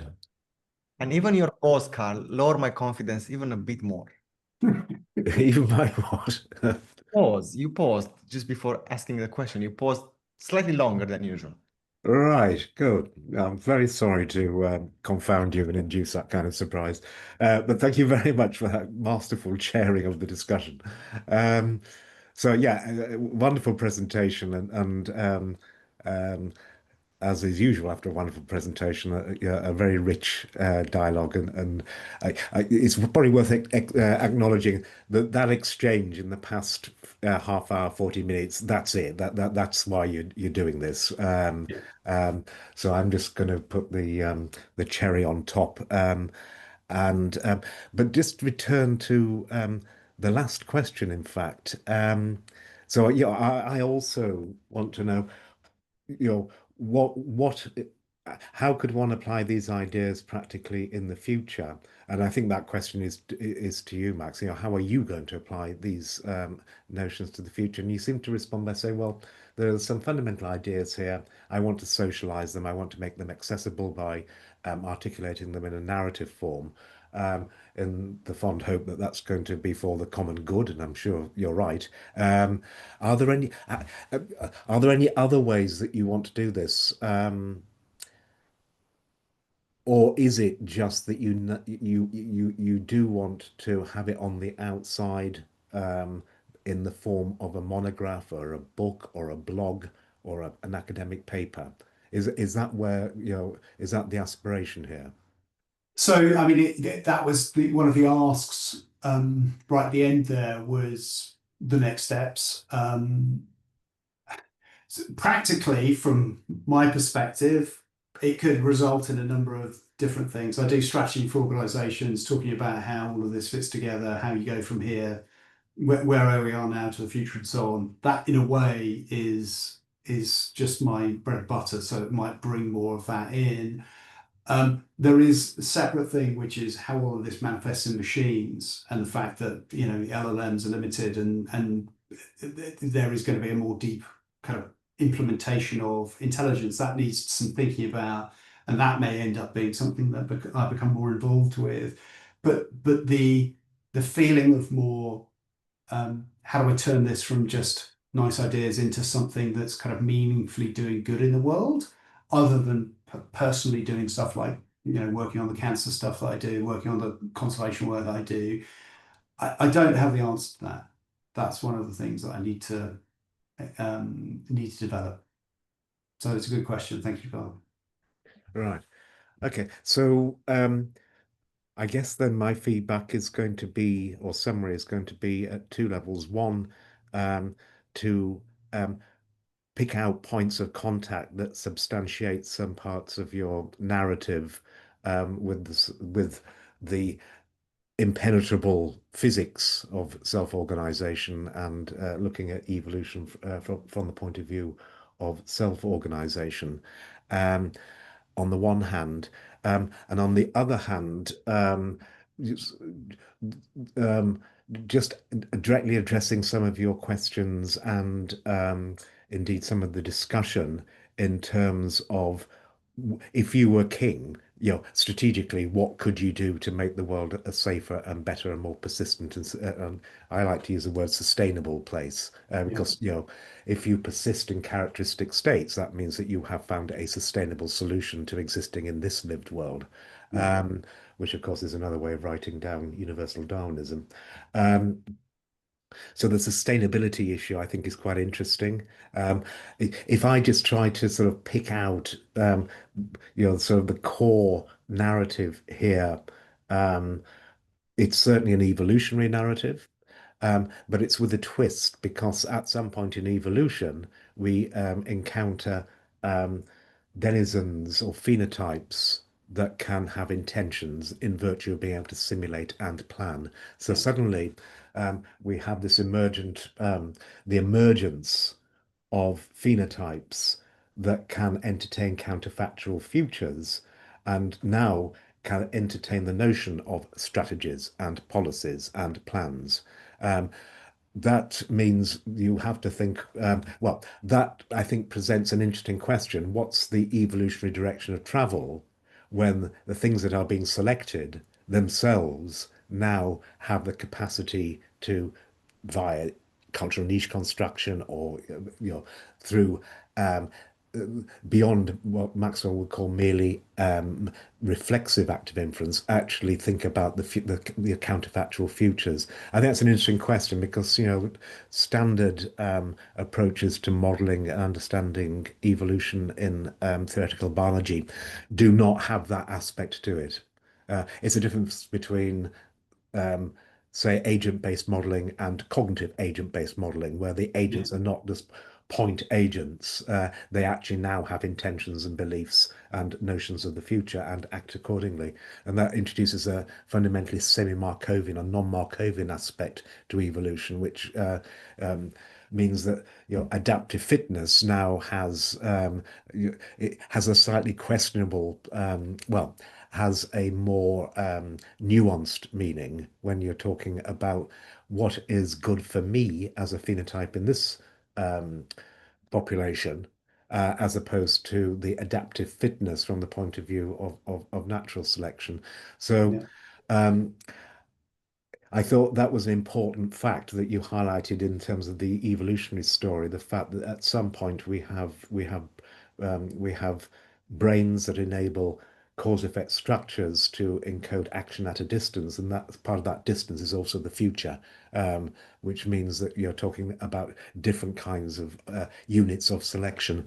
But pursuing that, that now begs a question because now you do have the opportunity to create artifacts and parts of a niche that includes machine intelligence, for example.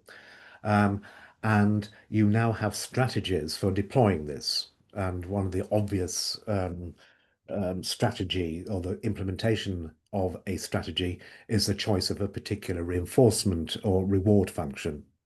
And that, I think, speaks to your exchange with Alex, in that why would you even worry? Well, if you are committed to an evolutionary understanding of sustainable ecosystems, or niches or planets, communities, then there is no room for a reward function. And yet you are now dealing with phenotypes that can strategize towards goals that are operation defined in terms of reward functions. And if the reward function is not adaptive fitness, there's a problem here. And if that's the case, in a very simple-minded way, one message that I can imagine you offering the world is that the way forward is writes itself. That is just natural selection or the evolutionary argument. By definition, what is sustainable will be sustained and will sustain itself, provided you don't mess with the ultimate objective function of universal Darwinism. And one instance of messing with it is to create artifacts that you can shape strategically shape through reinforcement learning. So your mission is to obliterate reinforcement learning from artificial consciousness, strategization, governance, and machine learning, and indeed large language models. And it's interesting that large language models don't actually have. I know that people use reinforcement learning to make them work, but their actual objective function is not prescribed. It's just maximum predictability. Yeah. It's just the most likely thing that's going to happen next. So it's interesting that the only thing that has been selected from machine learning, in the sense that everybody uses it and will buy it, is something that does not inherently rely upon a reward function or a loss function. It's just predictability. It's just sustainability. I think that's entertaining. But coming back to my point, this is slightly tongue in cheek, but if you wanted something practical to do, you need to undermine your life's work and say that if you try and strategize in a way that is not consistent with the natural way of things, which is evolution or natural selection, you will destroy that which is sustainable and that to which we aspire. So goodness is only defined in terms of natural selection. So the story on offer here is that you can go around being a policeman trying to undermine anybody who tries to make money or gets more clicks or likes or more advertising. Every time you see somebody trying to optimize their machinery or their artificial intelligence in a way that is not adaptively fit, conforms with the principles of adaptive fitness and evolution, then you highlight it, you name and blame, and you provide a rationale for that. So that might be one argument. The reason I say that is that it's coming to this, I think Michael's notion of, where's the maths here? The maths is just from the physicist's point of view, it's just a principle of least action, and the particular action in question here for planning. So for these special kinds of very rare phenotypes or systems that have the ability to entertain counterfactual futures and therefore can strategize and can have intentions, is the from the physicist's perspective, the expected free energy, which sort of is the signature of active inference, if you like, as opposed to the free energy principle as just another way of writing down evolutionary thinking. And what is expected free energy? Well, it's I think most usefully decomposed into. So I'm answering the question: what is the good thing to do? What is the right strategy? What policy or strategy should I choose? It is that which minimizes expected free energy if you are sustainable.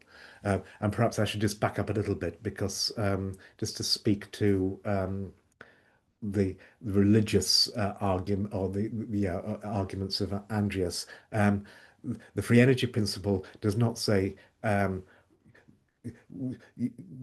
system survives or is persistent or sustainable because it complies with these rules or laws. It's exactly the opposite way around. If a system is sustainable, in the sense of possessing characteristic states and technically a pullback attractor, then it must show these behaviors. And when you look specifically at these special systems that have the opportunity to plan because they're inferring their own action, or they look as if they're inferring their own action, what comes out is the expected free energy. what is that? It's just expected information gain minus constraints. So I was compelled by your presentation with your focus on exploration and constraints, because Yeah. that is exactly what a physicist would say. If you are in a position to choose your future, then if you are sustainable, it will always be the case that you will choose those policies that maximize information gain under constraints. Those constraints simply specify the states of being which would preclude you from being the thing that you are, i.e., not being sustainable. So the constraints are, if you Yeah. like, more universal than reward functions. They're not goals. They're just these are the kinds of states in which you cannot exist as the kind of thing that you are. Now, within those constraints, then the only objective function is expected information gain. And you use the word curious. So this is so Yeah. all you need to do is to ensure that anybody who's strategizing is strategizing in a way that, or building machines that strategize in a way that that ensures that they maximize their information gain, sate their curiosity under the constraints that they are the kind of thing that they are, and that to my mind would be, if you like, a story which would be easily motivated from the point of view of a physicist's approach to organizations, specifically self-organization, because it can't be any other way. So that's my feedback of a sort of polemic sort. Um, what what I will do, and I should note that it's now you must be getting tired. It's now 20 past the hour. I'll just invite everybody else to leave. But what I wanted to do is just go quickly through a number of papers it might be useful when you write your book. Yeah. Just to for footnotes, basically. I know you want to do this in narrative form that is accessible, but it would be a great shame if you didn't say, and this, or hint that this is mathematically provable and can be no other way. Yeah. So that, so while you were talking, I was just picking out a few papers that I thought would lend a formal weight to the narrative arguments that you could refer to. So if you'll indulge me, and I repeat, if I can now share the screen and just invite everybody who doesn't want to stay to go and have a cup of coffee or their tea or their lunch, then that would be good. Screen share. Yeah, Max, I want to stay, but I won't be able to. So I'll try to catch up with the recording. Again, this was a tremendous presentation. Thank you, Maxwell. Thanks very much for your support. Well, it's my pleasure. Right. Let me just start with I had to write the blurb for this book, written by a Russian theoretician who's currently in the States, but sort of inherited his origin of life notions and insights of an encyclopedic sort from studying zoology in Moscow under the greats of the Russian theoreticians. It provides a parallel, because I thought your biological account of the evolutionary account of intelligence was absolutely brilliant, and it did remind me of this gentleman's approach. He's got some really fascinating details which may or may, will be certainly consistent with your story, but you may find some sort of entertaining examples that go right from the origin of life story right through to intelligence from a zoologist's perspective. So I was very impressed with this book. So I'm just highlighting it. This is One Hand Clapping by Kukushkin, if that was of any interest to you. Yeah, Carl, what I'll do is I'll just take screenshots of each of these as you go through. So I've got a thing, so you'll hear my little screenshot thing going off. But yeah, well, feel free to do that. But the point of recording this is that as well, yeah. you'll have it, so you can just fast forward through the recording. That's why I do it like this, so that you Okay, perfect. Thank don't you. worry about remembering anything. So I thought if you haven't read that, you would like that. Another sort of book you might like reading comes from Patrick Shatanus, who's been trying to championing a move from behavioral economics to cognitive economics. Very much in the spirit that when you're talking about sort of finance and organizations and governance in the markets, he is trying to promote, along with a number of other people, this much more cognitive intelligence, strategic aspect that investors have intentions and they have uncertainty and they have epistemic drives as well as intuitions about what to do in the particular ecosystem which they find themselves. So I think he summarized this in this research article introducing the notion of cognitive economics, and specifically his contribution is something called the market mind hypothesis, which would be his version of collective intelligence in in the market and in economics. So I just bring that to your attention if you had some sort of time for weekend reading, which might be useful. I showed this as out of I'm sure you've read this, but this is one of Maxwell's.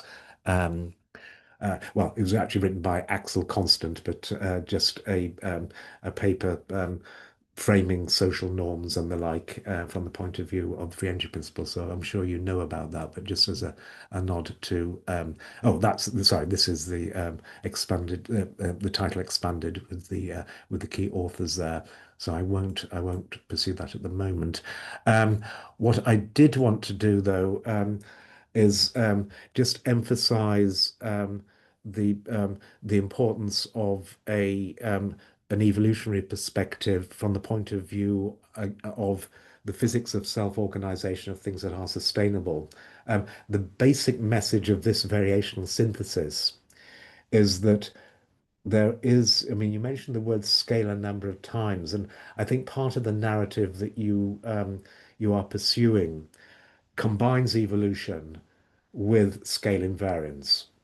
So, and I think that's quite important to get across as part of the narrative, because you can certainly cast, for example, learning at an evolutionary level, but as having sort of species-specific memories encoded in DNA, as contextualizing at the scale below of the phenotype, the lived life of a particular phenotype, being inheriting from what has been installed from an information theoretic point of view in the DNA and the constraints that offers for the structures, the learnable structures that the phenotype has, for example, its brains.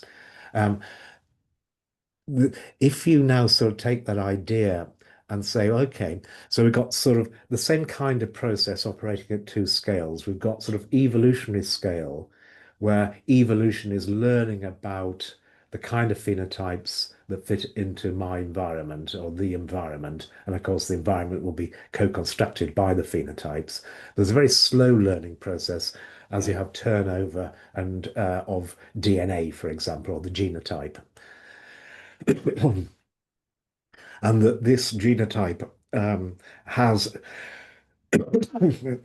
supplies a form of memory or context for the fast neurodevelopmental learning and the kind of learning of that you and I enjoy during our individual lifetimes. Both instances are universal Darwinism. So that even my learning, optimizing the parameters of my generative model, and even at even faster time scale, selecting those best explanations that explain my sensations in the sense of unconscious inference from Helmholtz. There's selection at every level, and there's self-organization at every level. So it's the same maths, and the maths, I repeat, is a principle of least action. But it's operating at multiple levels, which means that there must be another level above evolution. And that means that there has to be a kind of self-organization and learning even slower than evolution, in the same way that there are faster and faster and faster selective processes right down to synaptic selection, at the level of a single cell in my brain. If that's the case, then the sustainability argument applies.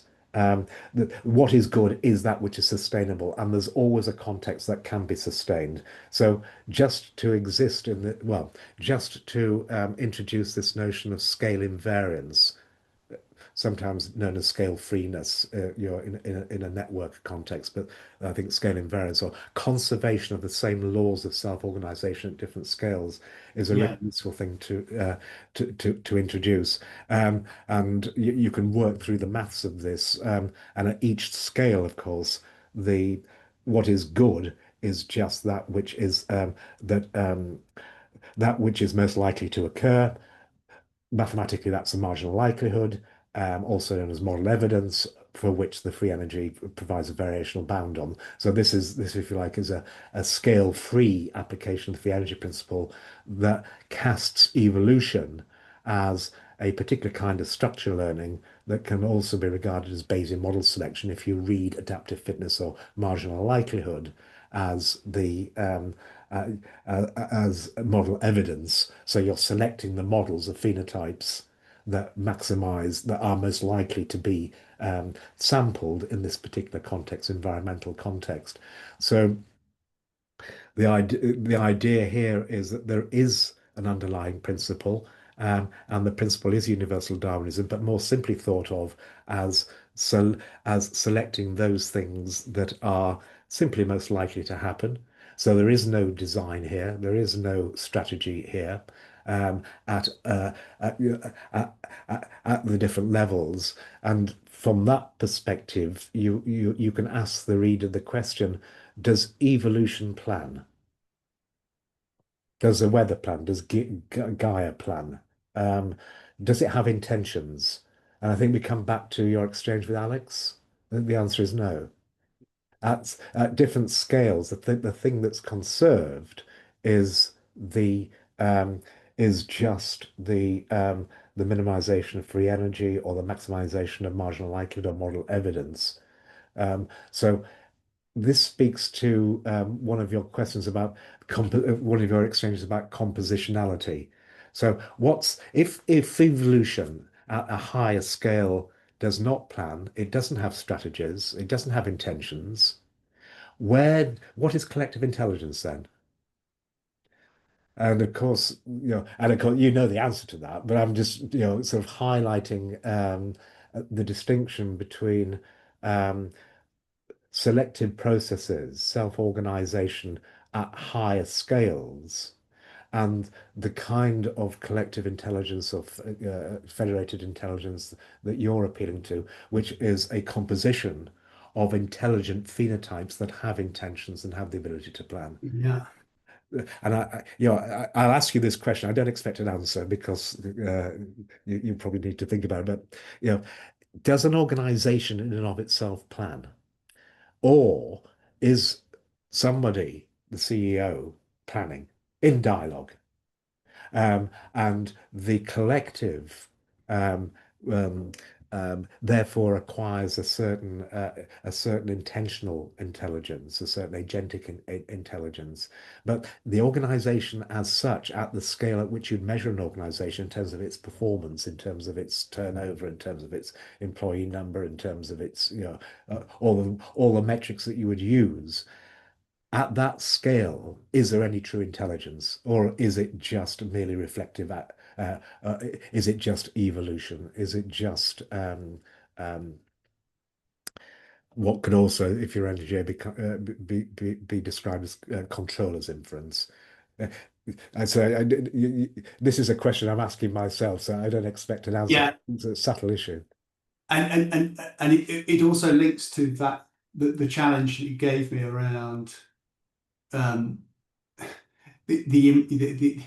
the strategy more generally, and the fact that an individual is acting with intention, whether it's emergent that you are going to have strategy because of that, because the emergent capability of simulation in the brain allows counterfactual reasoning and understanding of others' minds and so on, whether as part of sustainability, because you would, I understand your point around sustainability, wanting to kind of almost deny the existence of the understanding of intentionality of others. But given that that does exist, then do you actually have to have strategy because it's there, it's a fact of reality because it's emerged. And that's what since you've mentioned that, that's what I've been struggling with mentally is to, do I have to deny my entire life's work, which I know is slightly tongue in cheek, or a bit, yeah, and then related to what you're saying is, does the organization itself have, is it planning, or are there constituent parts that are? And yeah, I don't have the answer at the moment, but this is fascinating. I'm loving the kind of mental gymnastics that I'm having to play. So thank you. Good, right. Well, if you take hold that reader's hand with through those gymnastics, then everybody can be exercised in the right kind of way. Yeah, and I don't have answers, but I think it's a really deep question, which brings us back to where we started, that we're dealing now not with just natural selection of viruses or origin of life kind of issues. We're talking about things that have imagined futures, and that that is quite. It's not easy to put that into a scale-free. Mathematically, the renormalization group would be the way that you accommodate this kind of thing, which is what this was about. But just to sort of cut to that issue, I think there is a story in which the ability to plan and the increasing complexification are emergent properties as soon as you have conspecifics. And so, if you wanted to address why is it that we become increasingly more composable and composed and complicated in our structures at every level, there is an argument that it can be no other way if there are a number of things like me around, in the sense that there's an arms race for theory of mind. So if I have to model my world in order to act in a way that maintains or maximize the evidence for my world model, for example, or minimize my surprise, or make sure everything is as predictable as possible, then if I am in a universe that has things like me in it, I have to model them.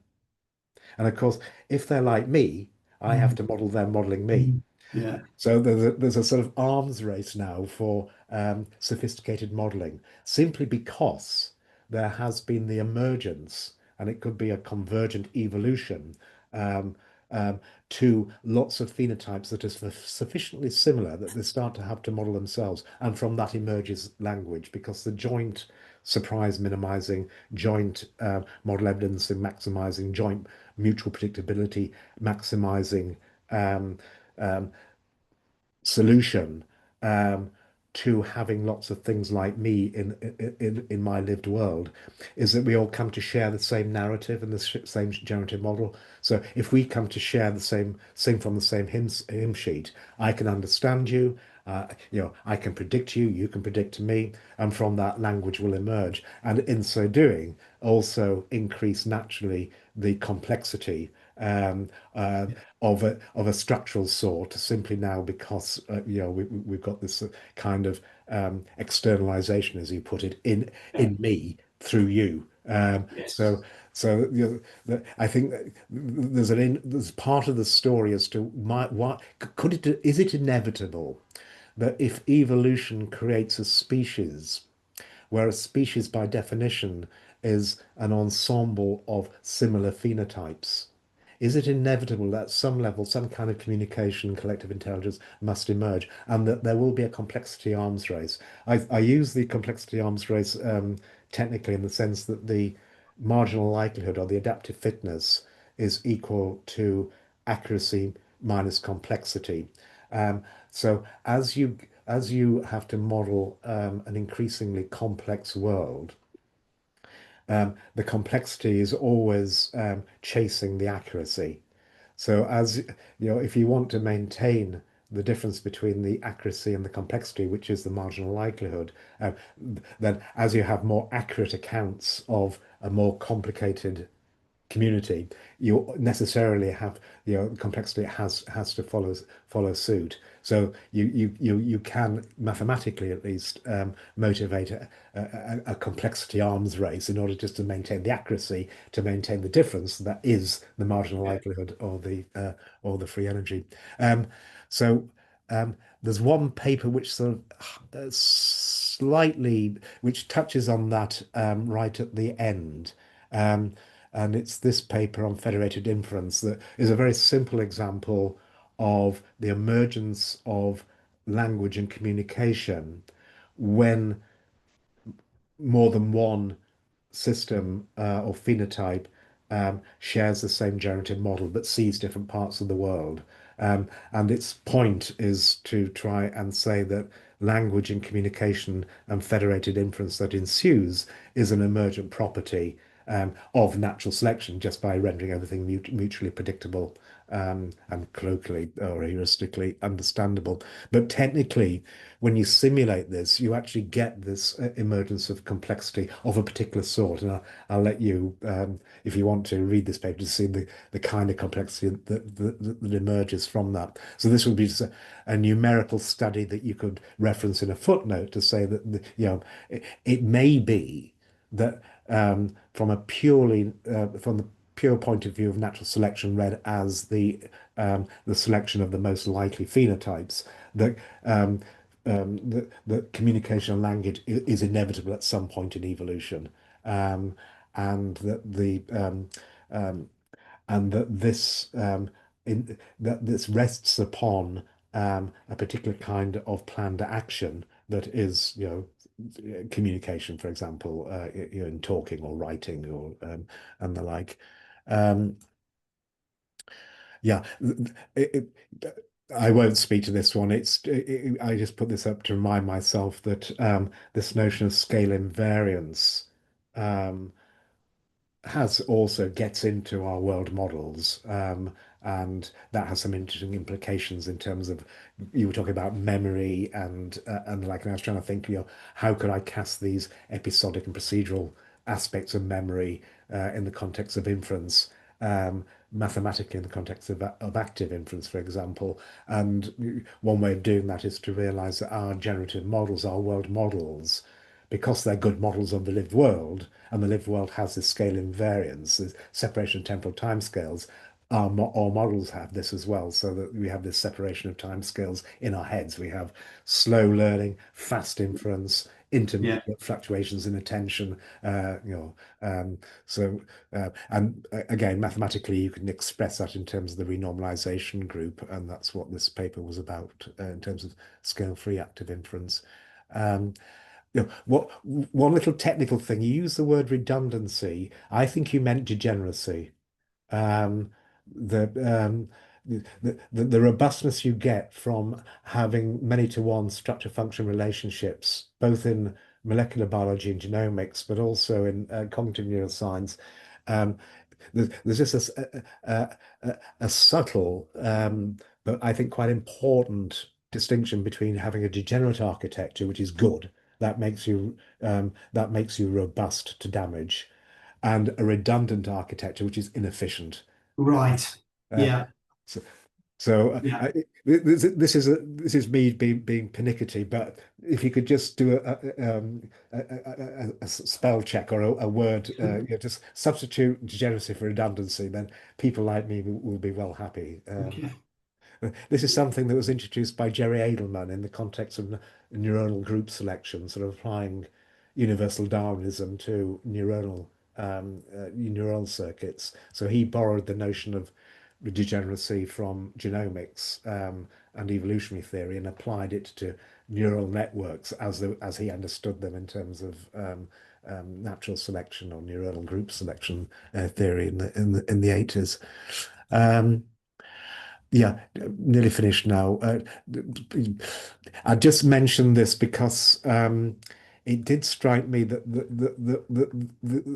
the fundamentals of your story about what it is to think about evolution when we have things that are being selected that themselves can select their own future. When you have selection within selection, um, it that's a sort of a bright line between different kinds of phenotypes. That same bright line arises mathematically when you consider the Markov blanket. So um, I show this because I was particularly inspired by your paper by your slide when you um, showed this move from single-celled organisms that can only palpate their locale, they can only feel their immediate environs, to suddenly having nerves that basically allow them to palpate things at a distance. And I think suddenly having that kind of generative model really makes a difference. Yeah.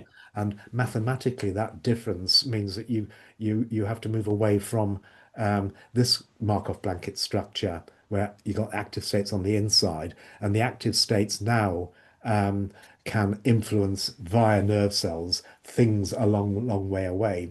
And crucially, when you get a sort of sparse coupling and a hierarchical composition, the active states can no longer influence the internal states, and that induces beliefs about your own action. And that's a mathematical basis of being able to have strategies and plan. So a thermostat doesn't think about what it's going to do, whereas you and I have belief structures, internal machinations about what we are doing and what we are going to do. And I think that's a really kind of a fundamental bright line mathematically. And I repeat, the jump from here to here, things that can do control as inference to things that can do planning as inference, inferring their own actions, is simply a consequence of they can no longer see their own active states because they become so complicated and hierarchical in their structure. So I thought you might like that, as there is a mathematical bright line between before and after um, compositions of assembloids of cells with and without these nerve cells that do this sort of action at a distance, in a non-spooky sense. That's why I put that up. Morphogenesis, just a nod here to the similarity between some of your narrative and that of Michael Levin in terms of basal cognition. So this was a paper just linking conceptually and mathematically pattern formation, self-organization of a biotic sort to Bayesian inference, um, just by maximizing marginal likelihood or model evidence, or minimizing free energy, which basically speaks to something that is at the heart of the collective intelligence you were talking about, which is again a shared world model, a shared narrative that converges. That is necessary for communication. So I thought that was another perspective on the importance of um, theory of mind. This is the final paper, which has just come out, written by the group in Aarhus. And it speaks to that discussion you were having about compositionality versus emergence at a higher scale.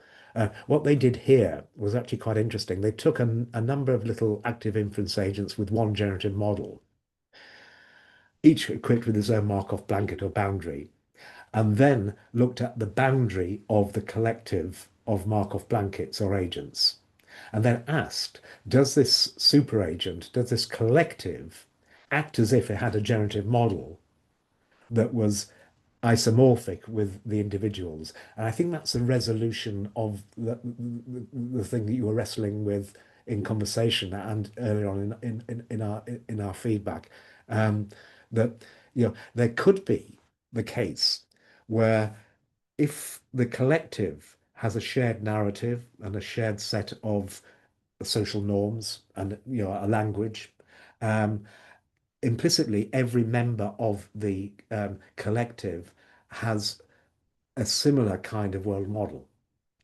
And it may be that their collective behavior can be expressed with the same isomorphic model because each member of the collective shares the same generative model. So it could be that organizations could actually have intentions and plan. I don't know, but it's a possibility. So this well, perhaps we should both think about that. But anyway, this paper is a sort of baby step in that direction, just asking using numerical simulations, is it possible that if I have an ensemble of like-minded artifacts that are acting according to the free energy principle or active inference, is there a level of description of the organization or the collective that succumbs or yields to exactly the same mechanics? What they've shown here is that, yes, it can be explained in terms of the same generative model. What I don't think they do at this stage is actually show that the organization at the scale that dissolves any individual member can be read as actually planning, but it can be read as acting in accordance with the same kind of generative model that its constituents entertain. So this may be an interesting sort of point of reference to at least say that people are exploring this in maths and in with numerical analyses, even if there are no hard conclusions at this stage. That's it. Good. Excellent. Well, that was at Forward of Force. Thank you so much for that. Amazing insight and incredibly useful. So, yes, thank you very much. Thank you for all for accommodating me, and Carl particularly. Thank you so much for giving me the feedback. It's been incredibly useful. And we thank you, Max, for being here. And with that, we give you a final round of applause. Thank you very much. I will upload the recording later on YouTube and we'll give you the link. So with that being said, you can always check the recording and see and react to Carl's extensive feedback. That's why we have this format in place. And yes, thank you everyone. And we will see you with the occasion of the next TMB meeting next week. Well, thank you very much indeed. Cheers. Thank you. Bye-bye.